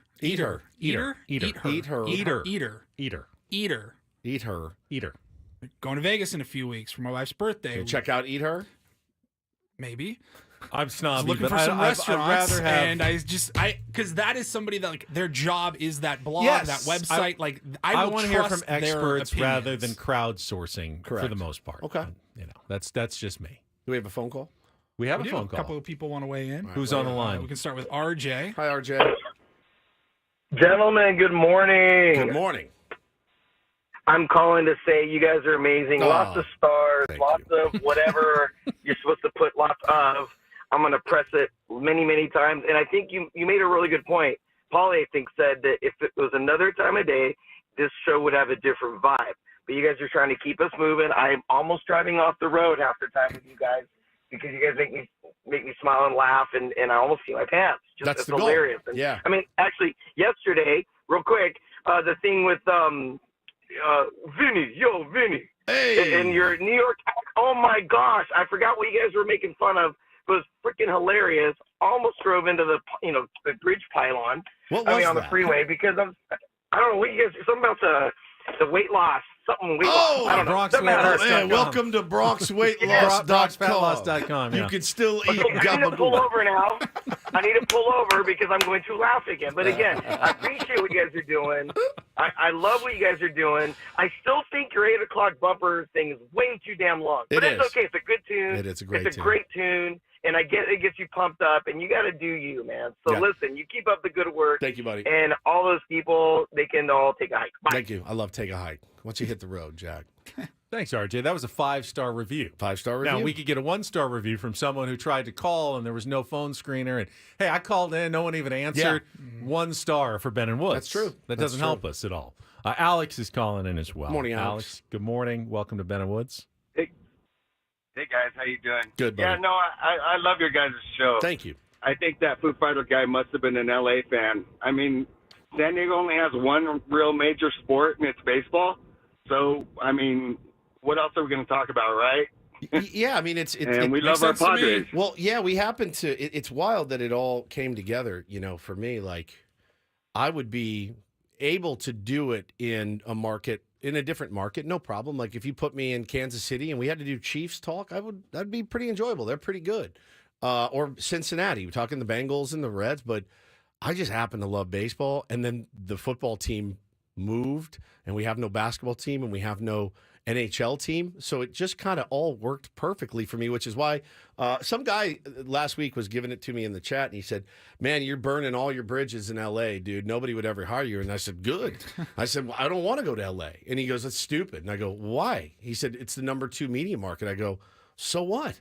I go, I don't want to, when you know what you want and you know what you have and you're happy with what you're doing, this has never been like a stepping stone to bigger things. So like, this is where I want to be. And I'm so lucky that the only thing that really, really desperately needs our attention is the baseball team. So I had maybe the dream once in my life, like, oh, I'll do the TV thing. Well, I'll move up markets, and maybe I'll eventually end up in New York or something, or on ESPN. They would have eaten you alive in New York, man.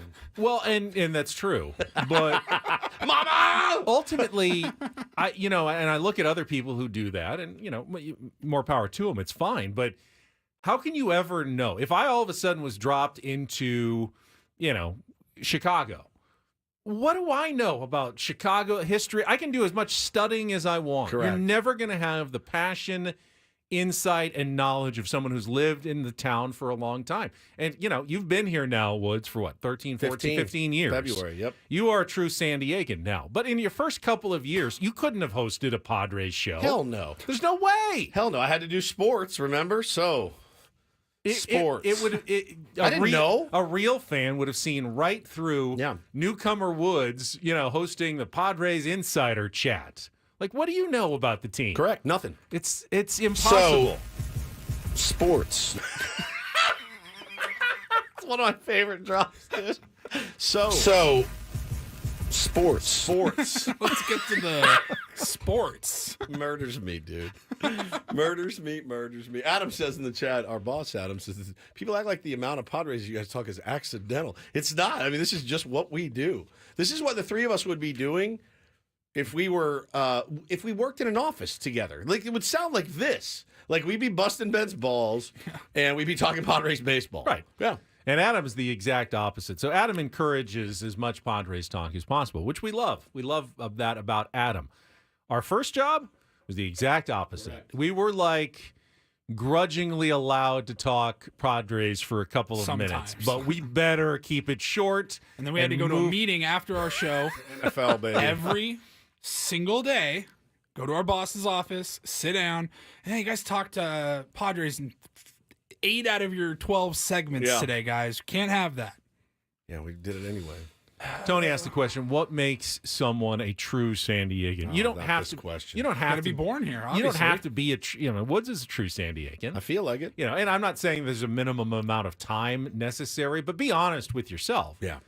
You can jump in, be enthusiastic. If you just arrived in San Diego and you want to embrace San Diego, great. You're a true San Diegan. Still not looking to you for insight on our sports teams yet. Yeah. I just feel like there has to be some experience, some knowledge of what's going on with the fan base before you can credibly sit on the airwaves for 4 hours a morning and speak with intelligence and passion about a team. What's the time? What's the time limit here? Like, before you're welcomed as a San Diegan? I've been here now. I'm coming up on 16 years. Yep. And like, I'm 34, so that's almost half my life I've been here, okay? Like, yes, I wasn't born here. You weren't born here, Correct. Woods, but like, at some point, do we have enough skin in the game yet? Yeah, I don't worry about it as much as I used to. I mean, if you embrace it, hey, 5 minutes, you're here, you can be a San Diegan. But if you're always like, well, I don't know, I came from New York. And it was so great. Pizza was always better. Everything's always better there. You could be here for 50 years and you're not a true San Diegan. There's not a damn thing that I miss from home other than my family. There's not a damn thing and Whataburger breakfast. That's it. But I can get that in Arizona when we go out for Padres spring training. That's it. That's it. Everything else, man, I am all in it, and I have since the minute I set foot here. I never want. And you don't have to love everything about San Diego to be a San Diegan either. We're not perfect. No, it's not. We have our flaws here, just like everybody else. But it's a pretty great place. I was the guy. My parents always laugh at me because I was such a nomad, man. I was Indiana, and I was here, and I went to this and that and that. And as soon as I got here, they expected me home in like 2 years because that was my MO. I was like, no, that's never happening. You will be your old pal Woods will be sprinkled around this city hopefully many years from now. All right, we're going to need a contestant for Take on Woods. We're going to play. We postponed it from our last hour because we were running a little bit behind. But if you want to play in our 8 o'clock hour, chance to win those San Diego State basketball tickets, get on the line during our break. 833-288-0973. 833-288-0973. We'll play our musical trivia challenge. Tier 1 v. Woods coming up, and we'll update you on our poll question from earlier this morning. What is the age limit for trick-or-treating? When do you need to stop? Cut it off and say, all right, it's time to grow up and no longer knock on people's doors and ask for free candy. We have the results, but there's also a lot of comments, too. All right, we'll get into that coming up next with Take on Woods. Next, after traffic here on 97.3.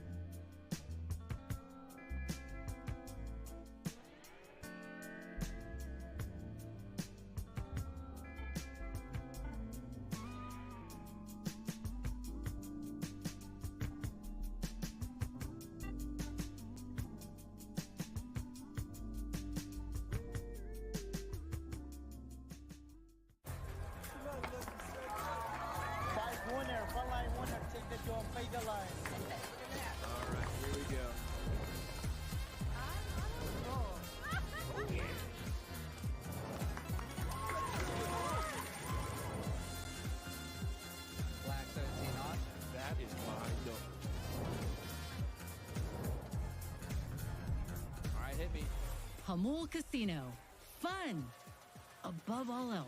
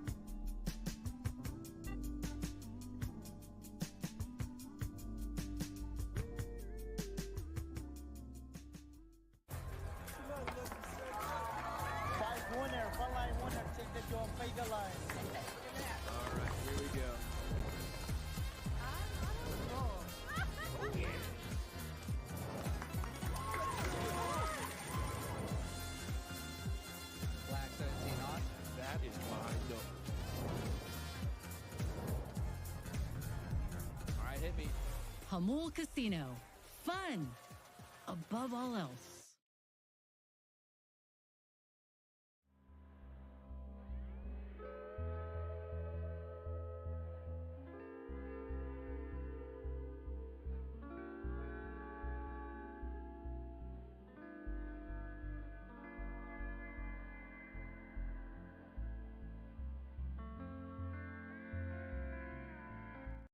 Take on Woods quickly. So we put the poll question up in our opening segment since tomorrow is Halloween and today is Cabbage Night. Yeah, or Mischief Night. Mischief Night. And we decided, so your kids are obviously still plenty young enough to trick or treat. Oh, my kids are both, I think, clearly too old. They're not kids anymore. They're adults. 21, 19. and 19. So we put up 3 questions. With 3 answers. What should the cutoff age be for trick-or-treaters? Up to 13, up to 15, or 18? And right now, Ben and Woods, Tier 1, say up to 13 with 44% is the leading vote getter. Then up to 15 at 34.4%, and then 18 at 21.7%. Yeah, you're seeing a lot of comments. Hey, let them be kids as long as possible. Sure. Yeah, absolutely. Also, when Bo's 18. Are you sure that they just want to be kids when they're going trick-or-treating at age 17 or 18, though? I feel like if Bo's 18 and he's out trick-or-treating, I'm going to say to him, why aren't you at work? You need to be at work right now. He has no idea what's waiting for him. Just don't ruin it for the little kids. Yeah, don't ruin it for the little guys. It's like the biggest night of the year for like an 8-year-old. Bro. And don't be the teenager who's making it hard for the little kids to actually go and get candy by taking all the candy and doing what teenagers do. It's the same bit that I run into at Disneyland with the Star Wars adults. You know, it's the same thing I run into. My kids are running up. They want to see Chewie. And then I got some guy who's 46 pushing them out of the way so he can see Chewbacca. Right? Yeah. Like, I get it. He's cool. I loved seeing him too. I got excited, but I didn't run up and push little kids out of the way. Hey, it's Admiral Akbar. Relax. You're okay. You're a grown-ass man, dude. You shave and stuff. He's 6. A lot of Glucoman, if they're polite and in costume, they're good. You know, hey, trick or treat.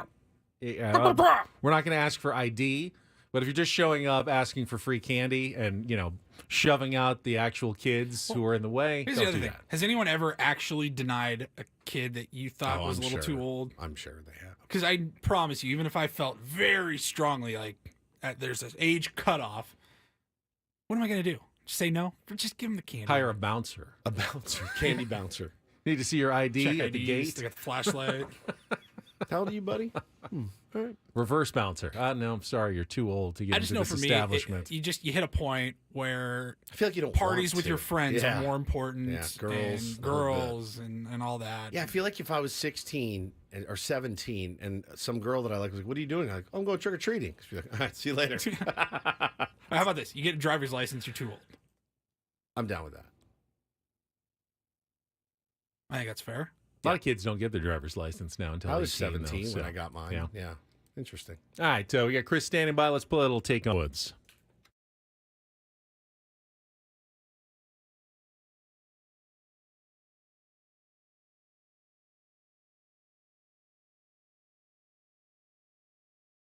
Take on Woods brought to you by Valvoline Instant Oil Change. It only takes 15 minutes. You don't have to get out of your car. For directions and discounts, go to SoCalOilChange.com. That's SoCalOilChange.com. Chris, good morning to you, and welcome to our game today. How are you? Hey, doing well. Good morning. All right, let's see if we can put you into the drawing for those San Diego State season-opening basketball tickets at Viejas Arena next Wednesday, November 6th. All of our winners this week qualify for one drawing at the end of the week. Here are your categories. We've got Blank Like Blank, Part 2, just like yesterday, 5 more song titles. Phrases connected by the word like. We got This for That. Those are phrases connected by the word for, and that's an all 2-second song category. And we've got Feeling the Heat, which is 5 song titles and artists that have the word heat included. So, Blank Like Blank, This for That, or Feeling the Heat? What would you like to play, Chris? Go Feeling the Heat. Feeling the Heat. Okay, 5 song titles and bands, all including the word heat somewhere in their name. You'll have 60 seconds. Answer as many as you can. Pass if you don't know an answer. First question's the 2-second song, just one of them. Paulie's going to play the music. You need to give me the song title and the artist to score that point. Woods goes second. We compare your scores. You win or tie. We put you into the drawing. Chris, are you ready to play? I am ready. Paul, you good to go? I'm good. All right, 60 seconds on the clock. Category is Feeling the Heat. Chris, your time starts when Paul plays our music. Good luck. Let's take on Woods.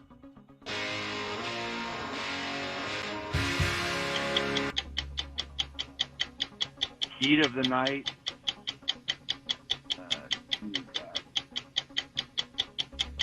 Yeah, I don't know. Okay, with lyrics including Could It Be the Devil in Me or Is This the Way Love's Supposed to Be, which Motown classic was first popularized by Martha and the Vandellas in 1963.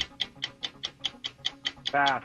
A powerful saxophone riff highlights which song reported by Glenn Frey in 1984 for the Beverly Hills Cop soundtrack. Which blues and rock band formed in 1965 is best known for their song Going Up the Country, hailed as a rural hippie anthem? No. Calvin Harris enlisted Young Thug, Pharrell Williams, and Ariana Grande for its 2017 song that shares a name with the condition people can experience when body temperature rises above 104 degrees. Oh, no. That's a shutout today. Goose egg. Maybe just not the right category for you, Chris. I appreciate you calling in and playing. Let's bring Woods in. All right, Woods, let's just get right to it. 60 seconds on the clock. Your time begins when Paul plays the music. Good luck. Sound like my wife. Take on Chris. 60 seconds on the clock. Let's get right to it. Let's see, Heat of the Moment by Asia. That is correct. With lyrics including Could It Be the Devil in Me or Is This the Way Love's Supposed to Be, which Motown classic was first popularized by Martha and the Vandellas in 1963. Heat Wave. Correct. A powerful saxophone riff highlights which song recorded by Glenn Frey in 1984 for the Beverly Hills Cop soundtrack. The Heat Is On. Correct. Which blues and rock band formed in 1965 is best known for their song Going Up the Country, hailed as a rural hippie anthem? I'm gonna go up the country. That song? Yeah. Hate it. Worse. Who's it by? Isn't it by... Maybe you're not thinking of the right one. I don't know. No, you are. Canned Heat. Yes! Calvin Harris enlisted Young Thug, Pharrell Williams, and Ariana Grande for which 2017 song that shares a name with a condition people can experience when body temperature rises above 104 degrees. Heat Stroke. Yeah! Very well done. 5 for 5, Woods. I was going to say the heat of the taint. I knew you wouldn't get that without the secondary part of that question, but that's why I threw it in there. Hot taint. To give everyone a chance. The worst song of all, one of the worst songs of all.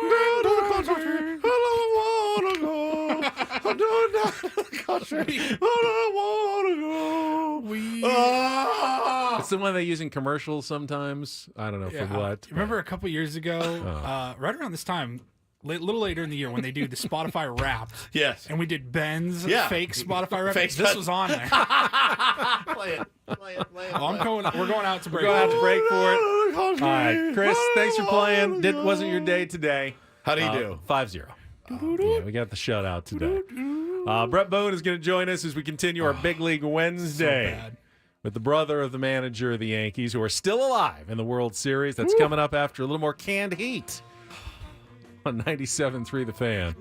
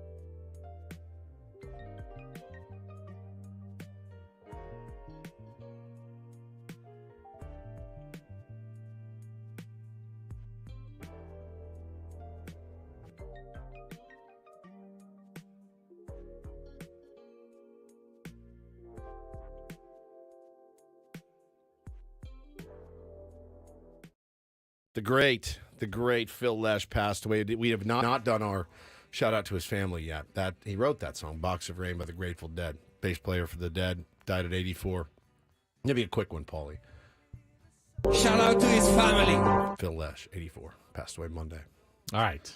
We do have Bret last Boone week, standing by, so I'm glad we made that quick. He probably deserved a little longer. He did. But the music came on. The music you were came on. I was inspired. inspired. Throw it out there. Made an executive we will have Bret Boone, our Odyssey MLB insider, join us right after this check of traffic on 97.3 The Fan. From the 97.3 The Fan Traffic Center, here's Kelly Danick. Traffic is fueled by locally and veteran-owned Sedano Ford in La Mesa. We still have a few problems here, guys. One of them is a crash on northbound side of the 5 before the 54. Everything's over the right shoulder. Still clearing an accident on northbound 805 at University. That's over the right shoulder. And this hit-and-run crash on westbound King Freeway at 28th Street. It's over the right shoulder, but still costing you some time as you make your way into the downtown area. Beware, San Diego, a monster deal approaches from Sedano Ford, the mighty 2024 Ford F-150, starting at a shocking $413 a month. Sedano Ford, your local veteran-owned truck headquarters. For details about this offer, visit sedanoford.com. Scary good savings await. I'm Kelly Danick with Ben & Woods, San Diego's #1 sports station, 97.3. And we're joined right now by Bret Boone. Insider calls are presented by Grainger with supplies and solutions for every industry. Grainger has the right product for you. Call clickgrainger.com or just stop by. Bret, the host of the Bret Boone podcast, featuring the most notable names in MLB and around sports every week, although he's a fairly notable name himself. Always a pleasure to talk to Bret. And Bret, the World Series is still underway, which we weren't sure about going into last night. So we're glad we have more baseball to talk about. The boys are still kicking. It's a tough scenario going to Game 4. You know, I was asked yesterday about when you're down 3-0 and the mindset. You know, the players we're amazingly naive. I think, you know, when the analysts and the fans see the writing on the wall, and it's just like, okay, you're down 3-0, and it's never happened in the history of the world. For a reason, we have the uncanny ability to get up that morning, come to the ballpark, and think, yeah, but we're going to do it this year. Yeah, we'll do it. And I remember in '99, I was in the the World Series '99, and we're playing the Yankees. We're down 3-0, and I remember coming to the ballpark and sitting around before the game with my teammates, going, "Oh, we've had Clemens' number all year. We're going to get him tonight," and we thought we were going to win and rally back and win 4-3. And then about 6th or 7th inning, it kind of set in. They had the lead. Clemens was pitching a gem, and it's not until then that I kind of looked around at my teammates and I kind of thought, we have that "we're done" look on our faces, and we ended up losing. So I thought last night the key for the Yankees to extend this series is they had to jump out to a lead. Well, Freddie Freeman hits another homer to start the game, and I thought my player brain went, that might be the last dagger, especially if they don't come back in the bottom of the first and score. Well, they didn't, but they found a way to even it up with Verdugo hitting just a measly ground ball, but a big ground ball to make it 2-2. Or was that make it 2-1? 2-1. 2-1, yeah. obviously when Volpe hits the grand slam, it just changed the complete complexity. All the energy went from one side to the other. The Yankees, I haven't seen them have any energy. The bottom of the lineup has been dismal. They haven't had anything from Aaron Judge, and I think a lot of things happen. Now, you're still down 3-1. I mean, you're as far against the wall as you could be. Oh, yeah. You're back. But I saw a lot of positive things come out of that game for the Yankees. You know, I saw Aaron Judge get a hit late. Yeah, it was just a base hit, but that's big for him going to bed last night. Verdugo had 2 RBIs when he hasn't done much. Well, he hit the 2-run homer. It was kind of meaningless. But he had 2 big RBIs in big situations. Huge AB. Huge AB. Just like one of the best ABs I've ever seen, honestly. Like fighting pitches off to get one of those runs in, man. Incredible. And those are huge for your psyche. They're huge. You know, Wells hitting a home run. And a double. He hasn't got any production out of the catching position, and all of a sudden he went to bed last night saying, maybe I can hit. Just all the little things. You know, the fact that Torres hit that 3-run homer late when the game was out of reach. But what did that do? That means Weaver didn't have to come out for another inning. Now, therefore, Weaver is fresh tonight. I just think if it was reversed, let's say if the Yankees had won game 1 and then got beat 3 straight, I think today, because you got to kind of pack your clothes in case you win tonight, then you're going back to L.A. I don't think that would have been a fun pack. But I think the fact they finished the 4th game the way they did, I think those guys were packing with a smile on their face last night. Like, we're going to L.A. We got our boy pitching tonight, Cole. We're going to L.A. So I think the Dodgers gave them a little bit of life. Now, like I said, you're still down 3-1 to a great Dodger team. But the Yankees, if you look at it, there's kind of a path there. You know, can Flaherty pitch the way he did again in game 1 against, you know, Garrett Cole? And then you got, you know, you just got to get the series back to L.A. That's what the Yankees players have to be thinking. But they just turned a kind of a lackluster, the Freddie Freeman show, easy MVP, quick sweep into, oh, okay, now we've got a little bit of a series at least. And for me personally, you know, I get to this point in the season and I've got to be as honest as I can. But yeah, of course, deep down, I'm thinking, hey, I want to see Aaron do well. 100%. Yeah, it's your brother. Interesting to see. I'm glad we get to at least watch one more game. Me and you both, man. And you know what's funny? I guess I didn't realize. I had completely forgotten. I was in the house that night in Yankee Stadium when Bret Boone was in the midst of playing for the Atlanta Braves. And not only playing for the Atlanta Braves, but posting. He was 7 for 14 in the World Series. I think I was 7 for 13. 7 for 13 in that World Series. And I was there with my dad, and when he told me we were going to the game the night before we lived in Texas, and I said, I was so excited to be able to go to a World Series game with my dad, Brett, but I also said, well, of course we're going to this game. Like, they're going to lose this one. You're not sweeping a team as good as the Atlanta Braves, and you could speak to it, how good Clemens was that night, man. That was unbelievable. It's crazy. Because we had his number. We had faced him during the regular season. We weren't worried about Clemens at that point. We're like, oh, we'll get Roger. We'll get him.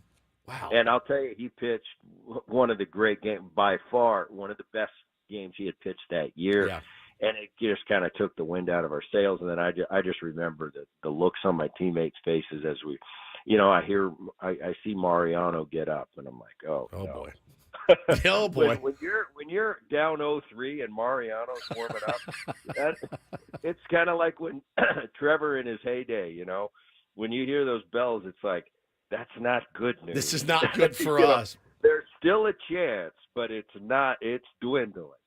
Talking to our pal Bret Boone here on Ben and Woods this morning, and I put myself in your shoes a few times during this postseason, and you know, it's funny, man. We go through the entirety of the season. I've always been, I'm like 99%. I always say, and these guys can attest, I say it's on the players, man. It's on the players. It's on the players. It's on the players. The manager is certainly important, but I always tend to say the players got to perform. And really in game 1, yeah, you can question your brother's decision to throw Cortez there. I'm sure he's questioned it. But you know, if Gleyber Torres just picks up a ball and keeps it in front of him, Shohei doesn't get an extra bag. You know, the sloppy play and stuff that happens sometimes is really makes the manager look bad. And I think, I do feel like that game kind of slipped away from him. Sure would feel a lot better going 2-2 today, but you can't do anything about it. All you can do is go out and win one game. Kind of what was your read on game one? Well, I mean, that's a gut punch. You got it. It's 3-2, and all of a sudden you don't have it. Here's what I've seen different in this postseason. I've watched, as I'm sure you guys have, I've watched all the games on both sides. The difference I saw was when the Padres had the Dodgers down 2-1. I thought the Padres were the better team this year. Sure. And all of a sudden, ever since they tied it 2-2, I've seen a different Dodgers team. And I've seen kind of the best team in the postseason. Since that 2-1, they were down 2-1, and then they came back and snatched it from the Padres. They've just been on a mission. They've been a different team. They've been in sync. That bullpen's been unbelievable. Anything Doc Roberts has touched has turned to gold. We're doing bullpen games. We're pitching shutouts. Flaherty pitches 7, and then we're going to pitch another shutout. They got 4 shutouts. They're getting contributions from parts of the lineup that you didn't expect, from an Edman, from a Kike Hernandez. It's just been they've been hitting on all cylinders. So that game one was so important, and it's a gut punch. I look at Aaron, I always try to play it through with Aaron and the decisions he makes. And the thing is, it's like people just think he just went willy-nilly. Give me Nestor Cortez. Sure. Like that, there was no discussion. He just was managing by his gut. What happens is you talk to your bullpen coach. You talk to the pitching coach. Talk to your bench coach. You're monitoring his side work and what he's been doing for the last 3 weeks.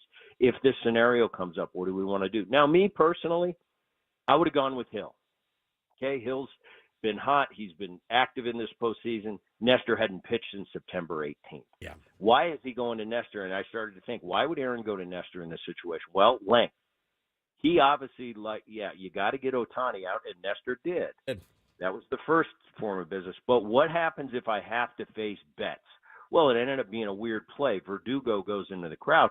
Now they move up. Now it's second and third. Now, of course, logic says walk Betts, get the lefty-lefty matchup. So I understood it wasn't about getting out Ohtani. It was about I've got to get through 3 guys here. Who do I want? And the numbers, I didn't look at the numbers, but Aaron obviously liked the matchup between Nestor and Betts better than Hill and Betts. Sure. And that's why he went with Nestor Cortez. Ended up not working out, so of course you're going to be critiqued on that.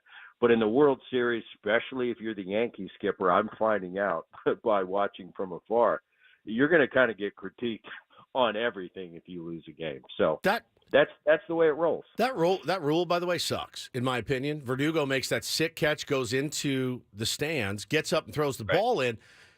Bro, if they want to advance, they need to tag, just like they would on any foul ball that you catch. Like the auto giving of third and second base, I thought is a little weird. That's an interesting point. I hadn't really thought about it, Woods. But what about the converse? What if you go into the stands and you can't get out for some reason? Yeah. Can they just start running around the bases? Because I guess as long as they can't- tag, you're stuck under a chair and attached to some nachos, and you can't get out. Can they just keep circling the bases until you extricate yourself? About this? What if you ran into the stands, the fans last night that were trying to take the ball out of Mookie's glove? They're trying to kill you. They might suffocate you. They might. The only other thing I noticed, Brett, about your brother, and I tweeted it. You might have seen it. It was game 2, and it was the call to Glaber up in the zone, really up in the zone. Glaber did not swing. They called it on the pitch. Soto's on deck. They're trying to make a comeback, and it was a clear ball, and Glaber's like, whoa. Your brother, who will run out of that dugout in May against the Blue Jays and light that ump up, he didn't. And I go, I'm surprised by that. And I know you've gotten on him about how many times he's gotten in the umpires' faces. That one for me, I thought, what better time than get the team fired up? But he chose not to. Yeah, and I don't know if that's a position of, I don't know, is it the World Series? Is he noticing that it's going both ways, for the Dodgers? That could be it. Yeah, usually. But I've noticed too, in this postseason especially, Aaron hasn't been as animated as he normally is. And I've also noticed kind of in September he kind of curbed that a little. Maybe he's growing up. Maybe Aaron's maturing. Yeah, maybe. I like how you pronounce it, though. Mature. Yeah. He's mature. Yeah, you like that? He's That's mature. the word. No, I'm kidding. I don't know, but no, I noticed that too. But I also noticed a different demeanor from Aaron in the postseason. Been more stoic, and hasn't been as argumentative when it comes to balls and strikes. And I noticed that as the season went on, he kind of was a little more stoic in his approach. Versus, Aaron's kind of infamous for arguing balls and strikes, and not necessarily arguing balls and strikes, but just making the umpire aware to keep that zone tight. And hey, let's bear down here. Aaron's always just making you aware. It's not that's a ball or that's a strike. Hey, come on now, make that ball be a strike before He's been a little less animated. I've noticed that too. Booney, we'll see what happens. Obviously, it's still stacked against the Yankees the next 3 days, but who knows? If they get it back to L.A., I do think the pressure shifts to the Dodgers immensely if they have to go to at least a Game 6. So we will hopefully wrap it up with you maybe next Wednesday, but always good talking to you, man. Thanks, brother. Okay, guys. Appreciate it. Thank you. Bret Boone, Odyssey MLB Insider. And again, Insider calls are presented by Grainger with supplies and solutions for every industry. Grainger has the right product for you. Call clickgrainger.com or just stop by. Did you see the shout out that the Boone family got from Freddie Freeman and his dad? So Freddie Freeman's dad worked in an office, and he would look down on the field, and it would be Bob Boone throwing to Aaron and Bret Boone batting practice every single day. Freddie's dad walks down there and is like, what's your routine? I notice your kids are always going oppo, oppo, oppo. Is that something you work on? He goes, yeah, that every day. And so Freddie started doing that. Isn't that wild? Like the connection. And he started doing that with Freddie and making Freddie go the other way. And Freddie's good at going the other way. Thanks a lot, Boone family, for creating this monster, Freddie Freeman. And comes back to haunt Aaron. Decades later. Crazy. What a world. Shocking. All right, we'll come back. Paulie's got some headlines in the Reindl Report. Hour number 4 of Ben and Woods next year on 97.3 The Fan.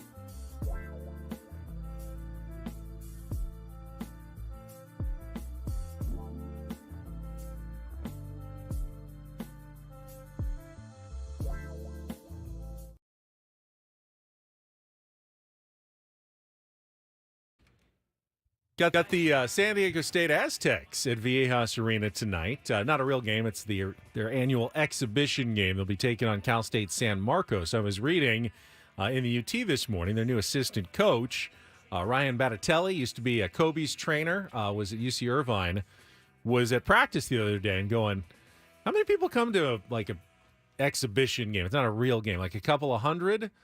And they're like, no, I mean, Viejas Arena will be pretty full. It might not be sold out, but there'll be like 80% capacity. There'll be like at 10,000 fans. He goes, for an exhibition game. He goes, yeah.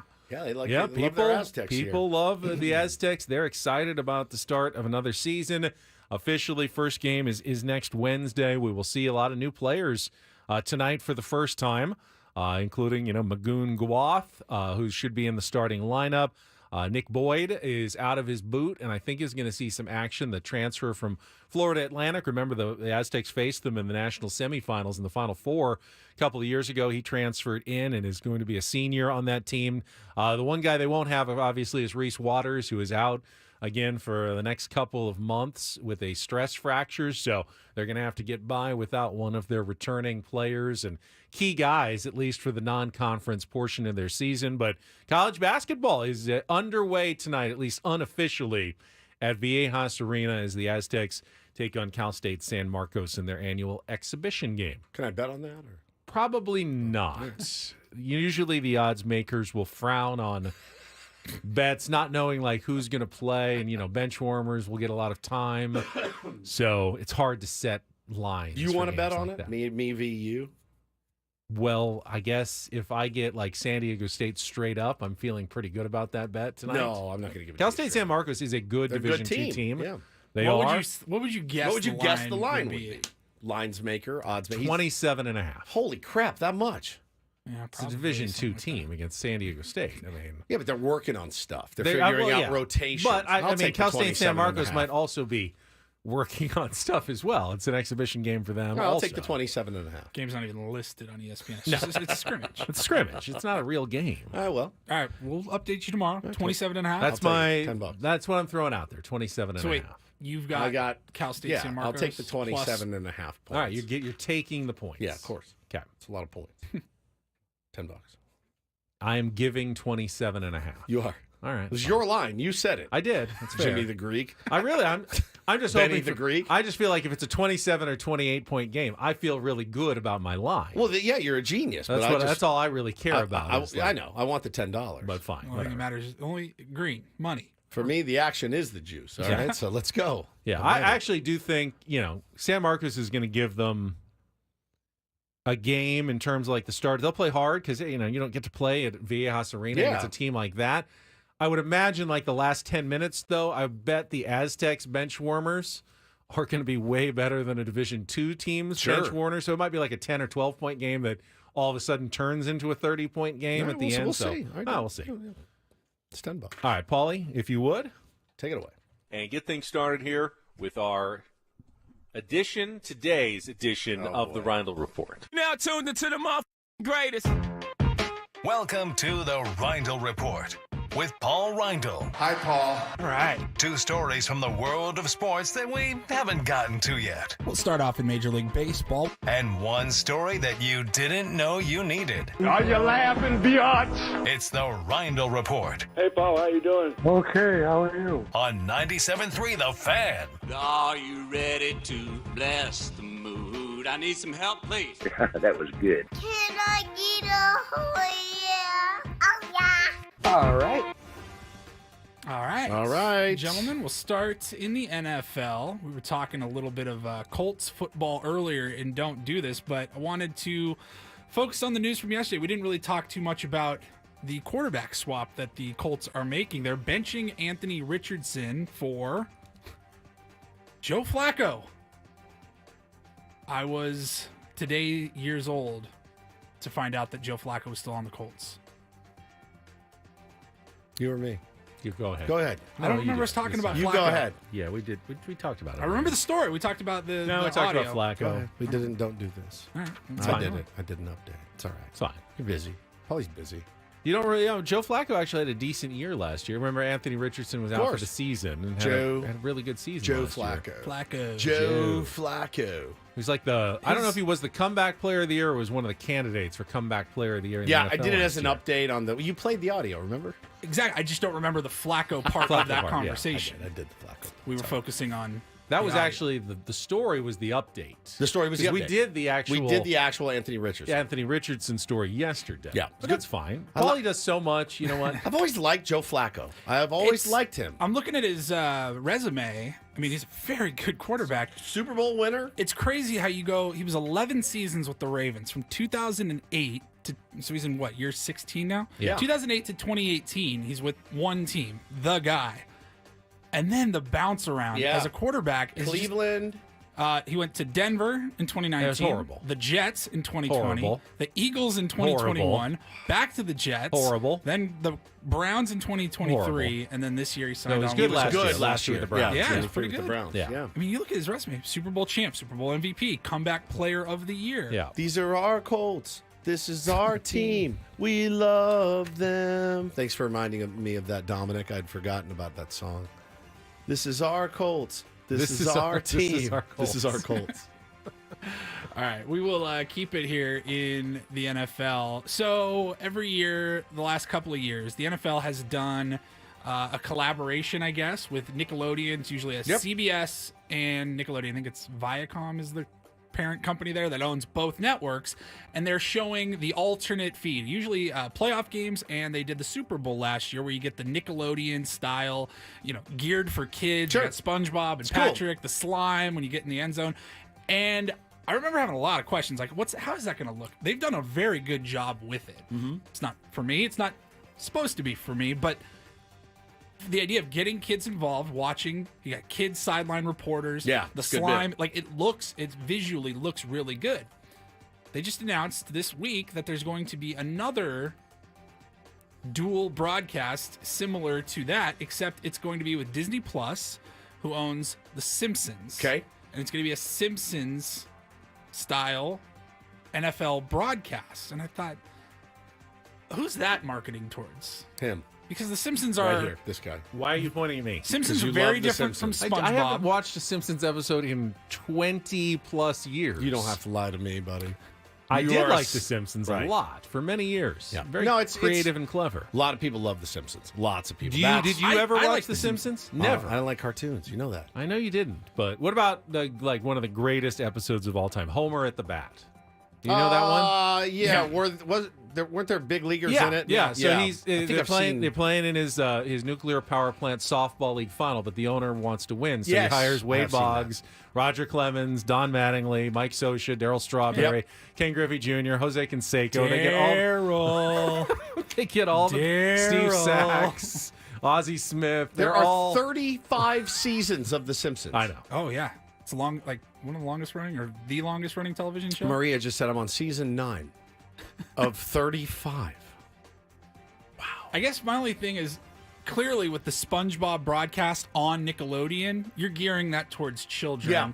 I feel like the age that they're gearing a Simpsons broadcast will just want to watch the normal broadcast. I feel like though, if there's such a part of pop culture and culture, I feel like the Simpsons lovers, they're already in the chat saying, "Oh, dude, I am all in on this." I'm trying to think what would be good.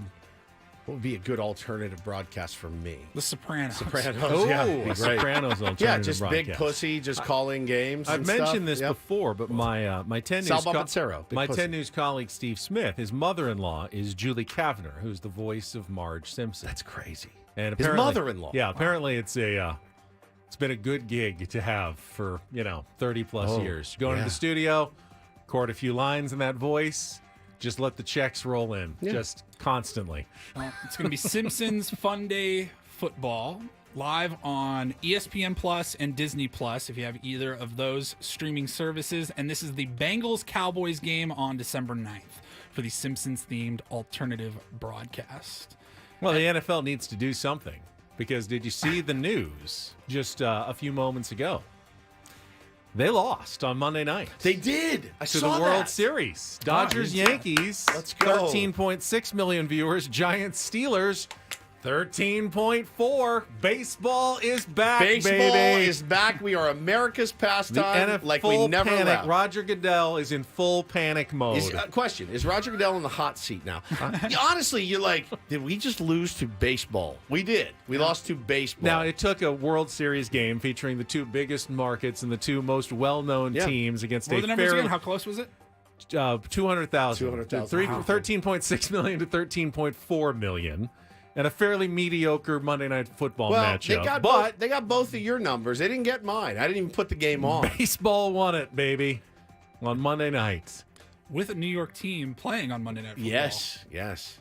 How crazy would it if it was like Giants-Rams? That might have actually hurt the audience in It football. could've. Like a lot of the people who obviously would have been watching Giants switched to have to watch the Yankees game that makes sense. night.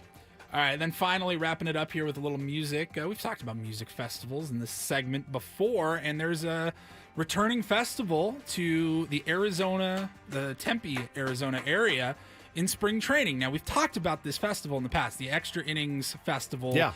They do it as like a spring training kickoff music fest, and the lineups were just announced. There's 2 weekends back-to-back in February, and I think the first weekend in March, maybe, or the last 2 weekends in February. And the lineup looks incredible. It's maybe the best that they've done. And I think, gentlemen, we need to, maybe plan our trip schedule around our it. Yeah. spring training trip around one of these weekends. The first weekend... We're not paying for that. February 21st and 22nd, the headliners on Friday night include Fall Out Boy, Incubus, The Black Keys, Slightly Stupid, the All-American Rejects. Saturday night, you got The Killers, Beck, Gary Clark Jr., Jack's Mannequin, Boys to Men. And Boys then to Men, this is the one. This is the festival that has like all the a lot of former baseball players and analysts roaming around. Jake Peavy, I think. Jake Peavy plays on stage. So sick. The following weekend, the 28th and March 1st. In Tempe, it's like Coachella or whatever, back-to-back weekends. Back-to-back weekends. Friday night, the Lumineers. Yeah. I'm good. Megan Maroney, the Red Clay Strays, OAR. I think I'm good on that one. Yeah. Saturday, Casey Musgraves, love her. Kings of Leon, incredible. Nice, yeah. Maren Morris, Grace Potter. Love Grace Potter. And then the same the mix of MLB players. Andre Dawson, Javi Lopez, Brady Anderson, Jake Peavy, Derek Lee, Mike Hargrove. The former manager of the Cleveland. Coco Crisp, and Eric Burns. Do they all play instruments? That's what I'm wondering. It's called Off the Mound featuring Ryan Dempster. With appearances by... So I don't know if that's like a panel. I think it's a band. Peavy's on both weekends. Of course he is. The first weekend, Jessica Mendoza, Vince Coleman, Evan Longoria, Jim Abbott, Jake Peavy, Brett Butler, Chili Davis, and Junior Spivey. I'd forgotten about Junior Spivey. These are good. This is a good lineup. That's a great idea because it is. If you've ever made the trip out to anywhere in Arizona for spring training, I mean, February and March, that's what those cities and the sub-cities or whatever, that's what they live for, is the tourism that comes for spring training. I love the idea of a big kickoff concert, and we've looked at it, the lineups in the past. I don't remember it being this good. I just want to see Ben, after 6 beers, vibing out to Boys to Men, though, on Saturday night. I may love you. You like them? Of the bands that you listed, they're definitely near the top. The top. Have you ever heard of any of the other bands? I like the Black Keys. You do? Yeah. Okay. Is that I it? need to see the Killers. They're on my there's list. a couple of Lumineers songs I enjoy. All right, we're gonna go to that first weekend. Yeah, 100%. Hey, ho! It's very clever. The first weekend's called Innings, and the second weekend is called Extra. Innings Fest and then Extra Innings Fest. Brilliant. I thought you were going to say Eater. Innings Eater. No. Innings. Brent Honeywell. Extra Festival. Innings. Innings I know Adam's over at his desk listening. We've already applied for credentials and tickets for that festival. So not just going to call Jake to see if we can get behind the scenes passes. No. And if not, we'll buy them. We're not. Oh, I'm not buying them. Adam's actually he's the editor of the station. Is he? And so he's going to get the approval if we are selected. Oh, you had to put his name in. So hold on. Listen. He has to say, yes, these are my guys. They're going out there for work. Ben Higgins wants us to text Jake Peavy to see if he can get not 1, not 2, but 3 passes to the Innings Festival. 1 is fine. For who? Me. You guys can pay for your own if you want. I just don't want to pay for it. All right. Well, he's going to harass him. It's not enough interest to me to pay for. We're going it. to see Jake happy the month to go before with a fantasy credential. camp. We'll see Jake at fantasy camp. I dare you to ask him to his face if he can get you or us in. I dare you. Well, to ask him. See, the consequences to me are minimal. If I don't go, I don't go. That's It's not- true. don't really care that much. He doesn't really want. He's being dragged there against his will. I'm happy to be dragged there against my will for free. For free. I just don't want to be dragged there against my will to then pay for tickets. You are the cheapest. Yeah. The cheapest SOB. Unbelievable. What'd you pay for those Aztecs tickets? What are they going for these days? Oh, man. Face value? Yeah. No idea. No idea. I wasn't the only media member up there in the stands. I will say that. Sitting next to Troy Hirsch. Were they working? Up in the stands. No, he was not. He's a Wazoo alum, too. Oh, he is? Yeah. So we were up in the media section. Cousin Hader says dozens of dollars. No, I think that's been the problem. I think that a lot of people feel like they're getting... Probably have more people there. Probably have more people if dozens it of was dollars. dozens of dollars. I think that is part of the issue. Yeah. Yeah. When we come back, Dozens. apparently Woods has something in common with Aaron Rodgers that I found out. More than you'd probably like to know. Really? To be honest. Interesting. All right, we'll come back after traffic with more Ben and Woods on San Diego's. We also have another massive shout out to her family that happened yesterday that we have to get to. On You know who I'm 97.3 talking about? I do. Oh, one of my first loves. Really? Yeah. From the Mel Brooks movie. Young Frankenstein. Yeah. Oh, my God. That's coming up next on 97.3 The Fan.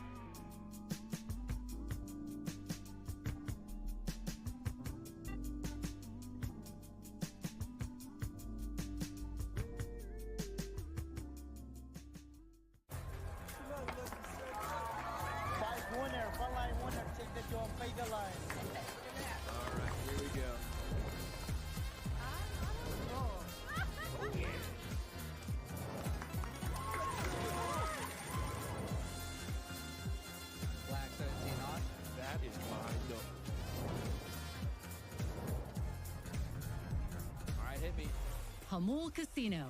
Fun above all else.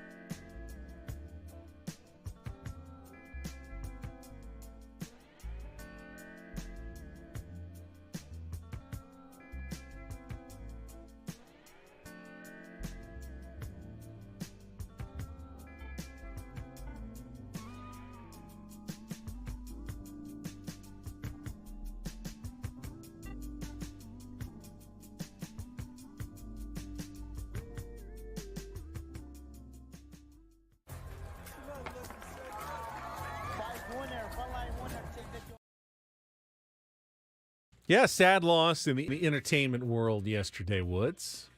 Yeah, this one got me, man. One of my first crushes of all time, I think. My dad, when I was a young man, maybe 10 or 11, sat me down and put on the movie Young Frankenstein. And it's maybe to this day the only black and white movie that I enjoy. To this day. It's maybe the only black and white movie I will watch. You can get on board with that. Is Young Frankenstein. And I sat there with him and watched it, and he howled, and his howling made me howl. And then I started watching it, over the years and really getting the subtle brilliance of it. And Gene Wilder, obviously, was just incredible in it. But it was his co-star, Terry Garr, that really lured me in for more than one the reason that she was absolutely stunningly beautiful. She was really, really funny. And Mr. Mom was another one that came out when I was a kid, and she was so brilliant in the movie Mr. Mom. Brilliant. Like the brilliant. I was going to say Mr. Mom was one of my Michael Keaton. Yes, Yeah. Michael Keaton, and he's got to stay home and watch the kids, and she, the roles reverse and goes out and has to earn a living, and she's got the creepy boss sniffing around her the whole time, and it's just a brilliant film. And I don't know that you could make that movie these days. It would be different, but she was so good in that. And really, I was thinking about it yesterday. I've never seen her in something that I was like, eh. Every time she was on the screen, she was great. She passed away yesterday at the age of 79, and really bummed me out, man, because I really, really loved her a lot. She was like, that was like my Farrah Fawcett, when I was a kid. Terry Garr in Young Frankenstein was it for me. She had a good kind of girl next door look big time. as well. Yeah, big time. Which is good. So, Paulie, if you would.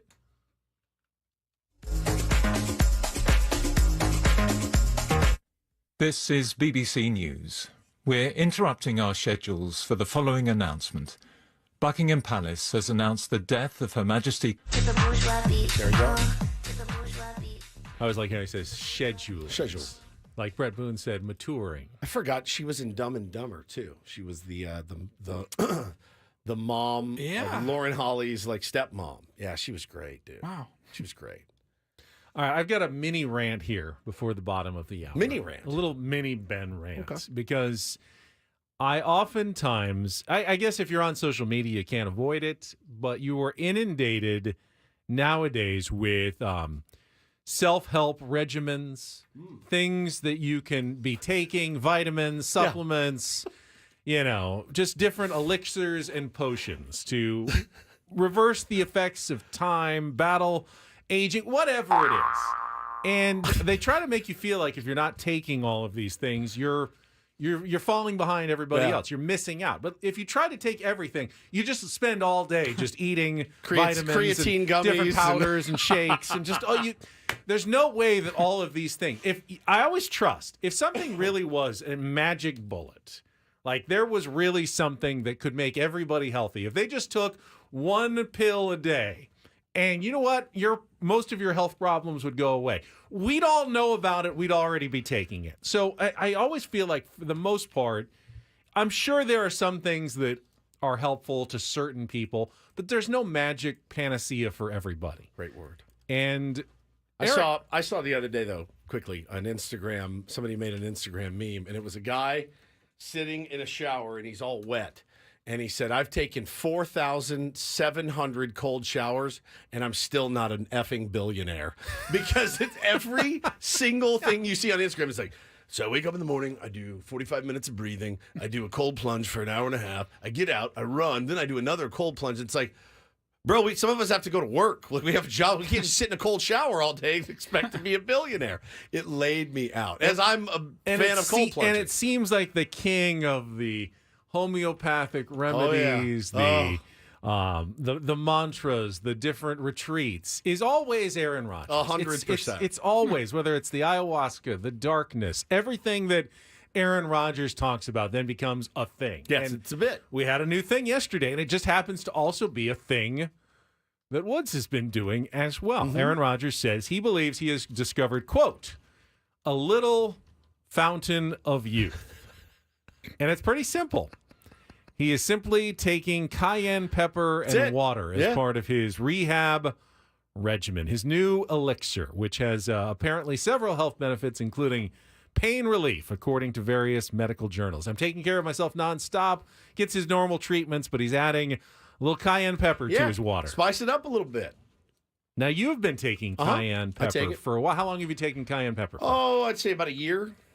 About a year. It just comes in a pill. It's cool cayenne. But mine lately, as I've mentioned last week, and it happened to me again last night, it's been bubbling up on me a little bit. And I woke up 3 times last night trying to chug water because it feels like I take, probably 10 vitamins, right, before I go to bed. It feels like that one sticks right at the top of my throat and melts slowly cayenne pepper all over my throat. And then it mixes with the fish oil. And I told you, I get cayenne, I get blackened fish taste at 3 o'clock in the morning, and I'm laying there going, and it's not the best combo. So I don't really know what to do. I'm thinking about banging it all together. Do you feel like any or all of these things that you're taking are helping your life? 0%. So they're hurting your life. Not hurting me, but I just I don't see the benefit. certainly the expense of buying them Placebo. all, the time, whatever that you're putting in, the feeling of bubbling up that you don't have to have. That's a fairly new phenomenon over the last couple of weeks. I was keeping it down, no problem, for a year. But for me personally, if a doctor says, "Hey, you should be taking this," vitamin I E. take Okay, it. I take a it, vitamin D3 pill. Like I said, I'm more Aaron Rodgers-ish than you think. I'm not looking on the internet for someone else's magic elixir. I'm not looking. What happens they swear by this. It's helping them. What happens is Instagram ads get me, and I read it, and I watch the ad, and I'm like, well, that guy's pretty yoked. He looks to be in pretty good shape. I'll try this new compound. He ate nothing but red meat, and I Right. am now, in perfect shape. Those ads will get me. I'm a sucker. I get it. I'm a rube when it comes to that. I'm always looking for the quick fix. I totally understand. I do want to feel better. I do want to live longer. I want to be healthier. I take like probably your wife takes some of the stuff I take. Magnesium. Supposed to calm What's you that down. supposed to do? Calm you down. Yeah. I saw one recently. Such a calm person. Yes, It must 100%. be all the magnesium. Oh yeah, 100%. So much magnesium. You see it coming out of my pores. I saw one the other day, Paulie, that got me, and I wonder if Megan has tried this. Somebody's like, "Yeah, you know what?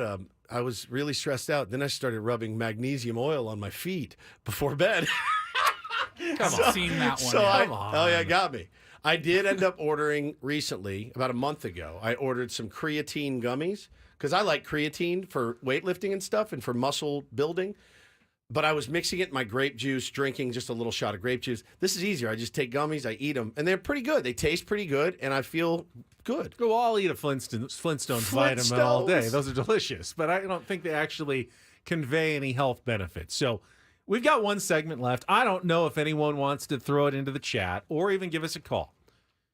What's the weirdest health regimen that you swear by? Like, what do you think actually is helping you that everyone else doesn't know about, or you think like this is your secret to longevity, a better sex life, whatever it is. Everyone takes pills for a reason, right? What's the pill? What's the magic cure? Cayenne and water? Years ago, somebody suggested, you need to do oil pulling. And I was like, all right, I'll try. Oil pulling. Take coconut oil, you put it in your mouth, and you swish it around, but you have to keep it in there for like 30 minutes. So you're walking around. Why? And it pulls allegedly the toxins out of your. How? I don't know. I don't know. Tim says his Doritos, but I doubt they're helping. Now that's one I could get on board with. How did you gain all the weight? Doritos. Yeah, Doritos. All right, we'll come back. Daily doses of Doritos. Delicious. We also gotta play this Alex Rodriguez audio. Oh, there's Adam Klug came in and said, I can't believe you guys haven't talked about this. And I said, I've never heard of this. This is unbelievable. We're going to play you some straight up hackery and thievery from one Alex Rodriguez. Coming up next, and a little look ahead to Game 5 of the World Series, which is going to happen tonight. Next with Ben and Woods on 97.3 The Fan.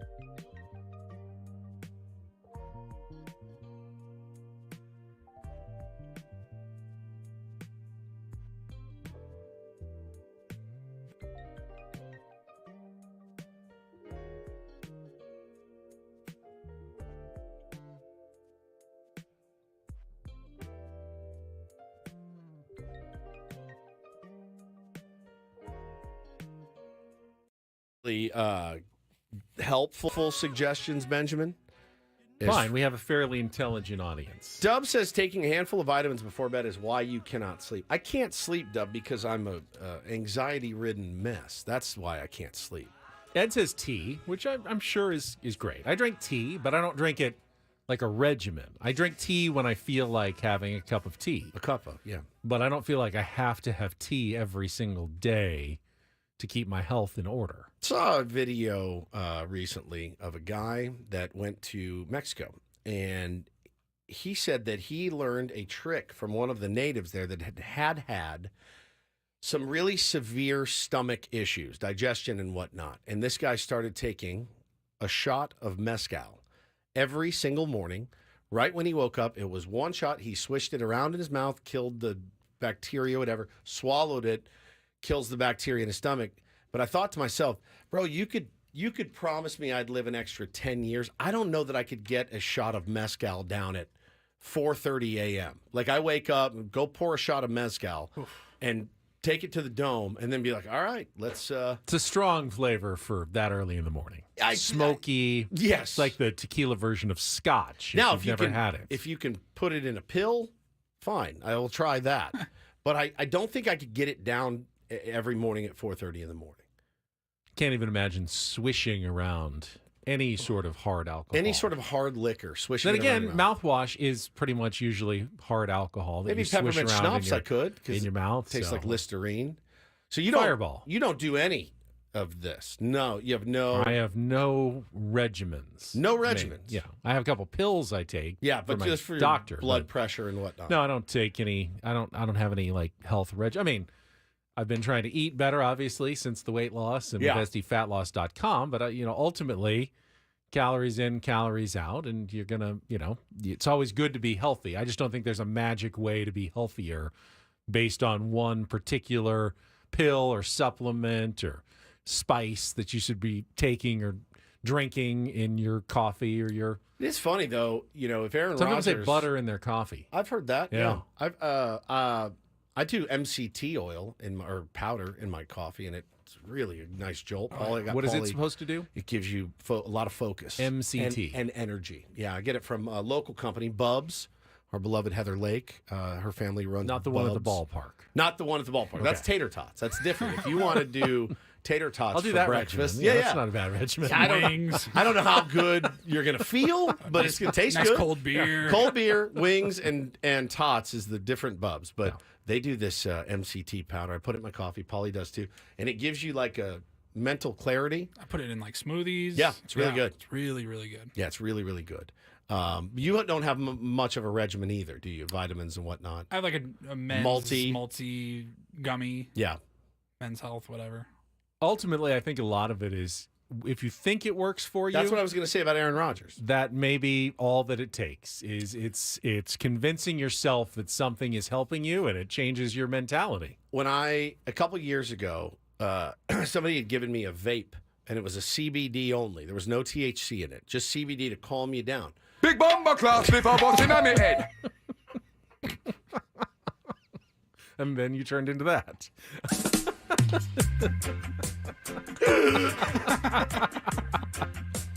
Fast fingers by Folly for the win. That may be the best drop you've ever hit in your life, my man. The timing of that was unbelievable. Holy crap, dude. Tip your hat, Paul Reindl.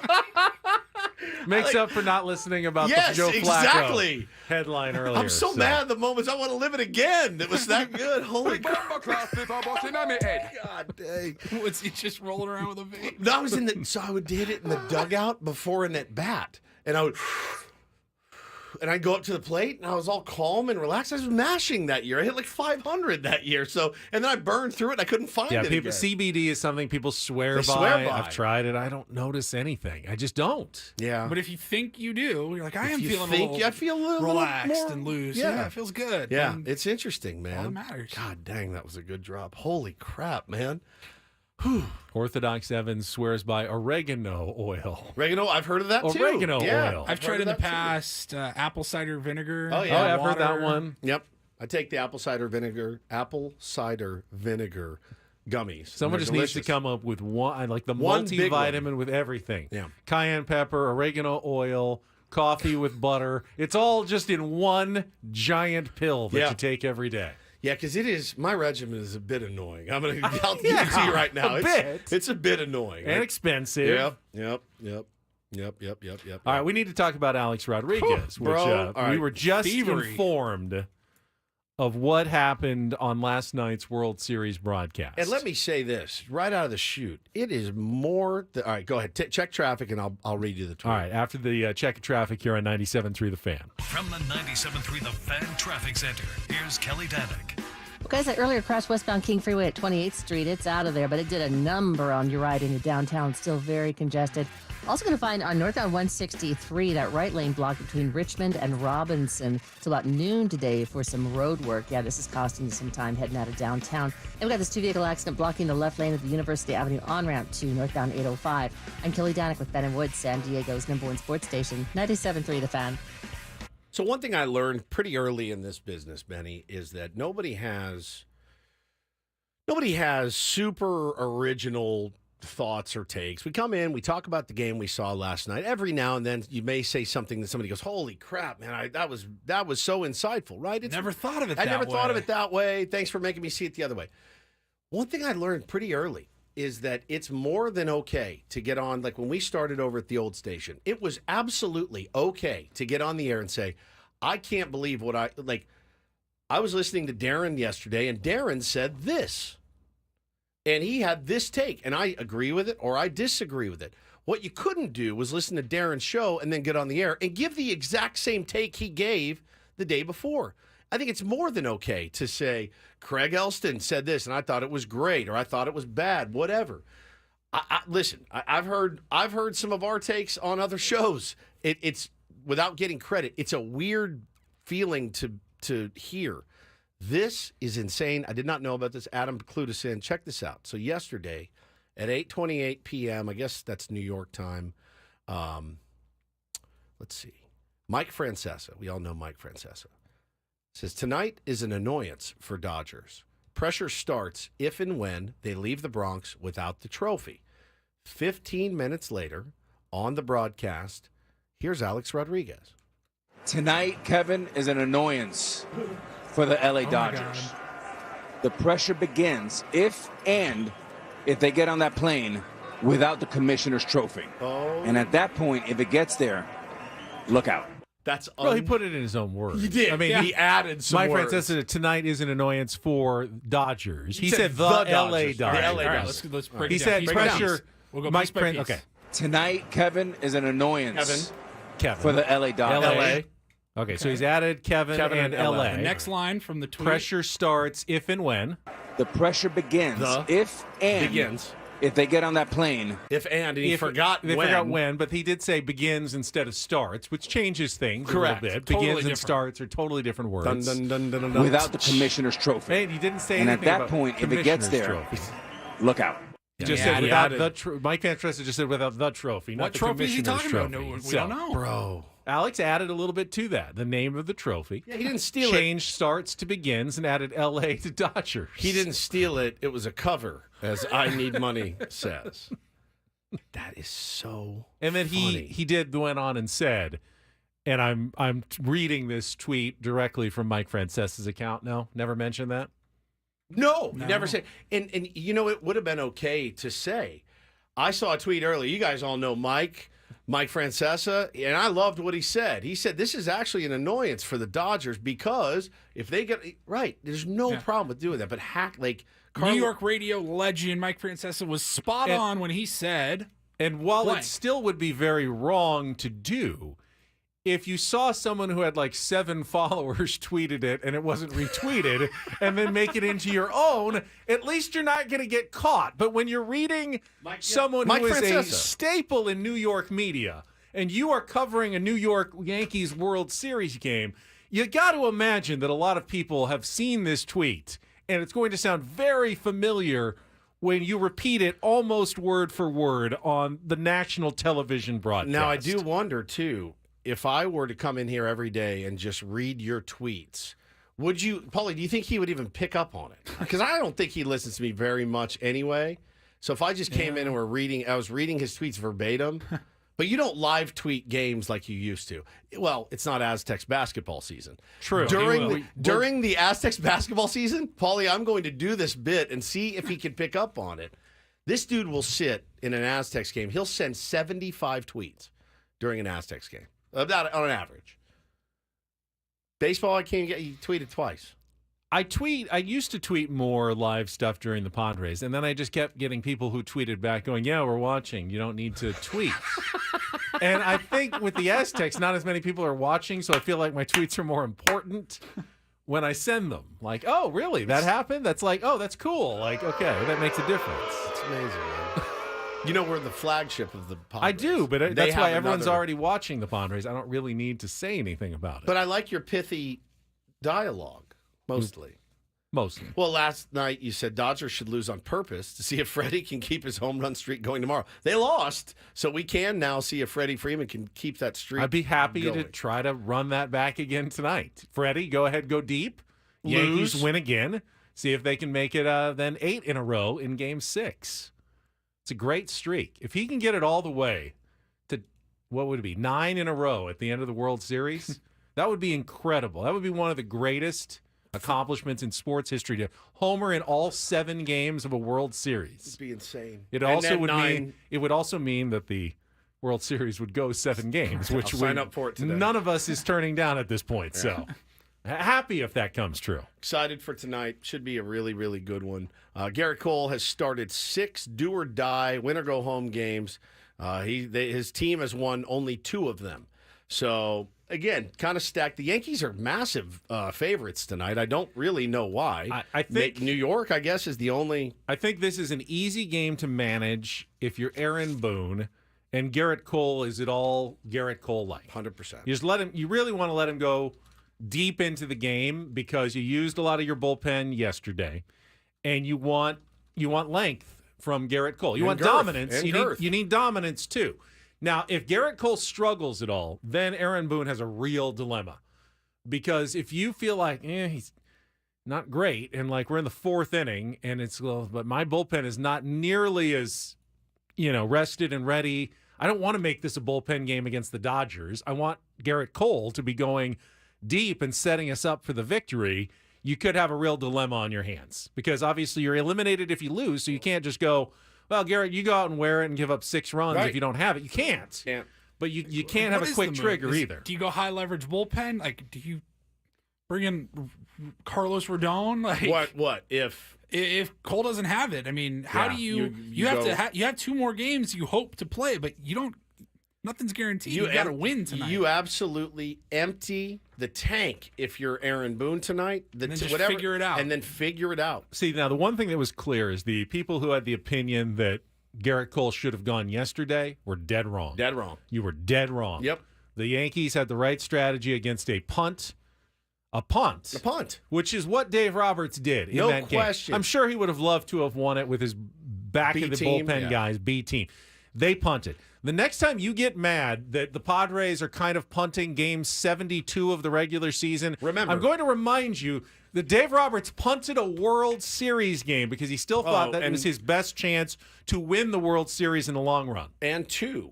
And 2 against the Mets. And 2 in the NLCS. Yeah, man. So you can never be mad about occasionally having to kind of punt a regular season game when teams have to do it even in the most important games in the playoffs. No question about it, man. Should be an interesting one tonight. And if they can get off to a good start against Flaherty, you let Cole lock in if he can. I mean, that first inning, dude. The first inning against the Dodgers with them being on the road is just the most nauseating. I mean, they scored in the first inning in every game. It feels like it's nauseating having to navigate those guys. Obviously, best case scenario for the Yankees. But if Cole comes out in the first inning, gets through the top 3 in the order, which they've had trouble doing in the first inning, and then in the bottom of the inning, Judge and/or Soto does something like home run, I would think the momentum could be quite a large shift in the series at that point. The Yankees will have a lot of confidence thinking, okay, now we got some runs on the board, we got our guy on the mound, and we can push this thing back to L.A., where the Dodgers could get very tight very quickly.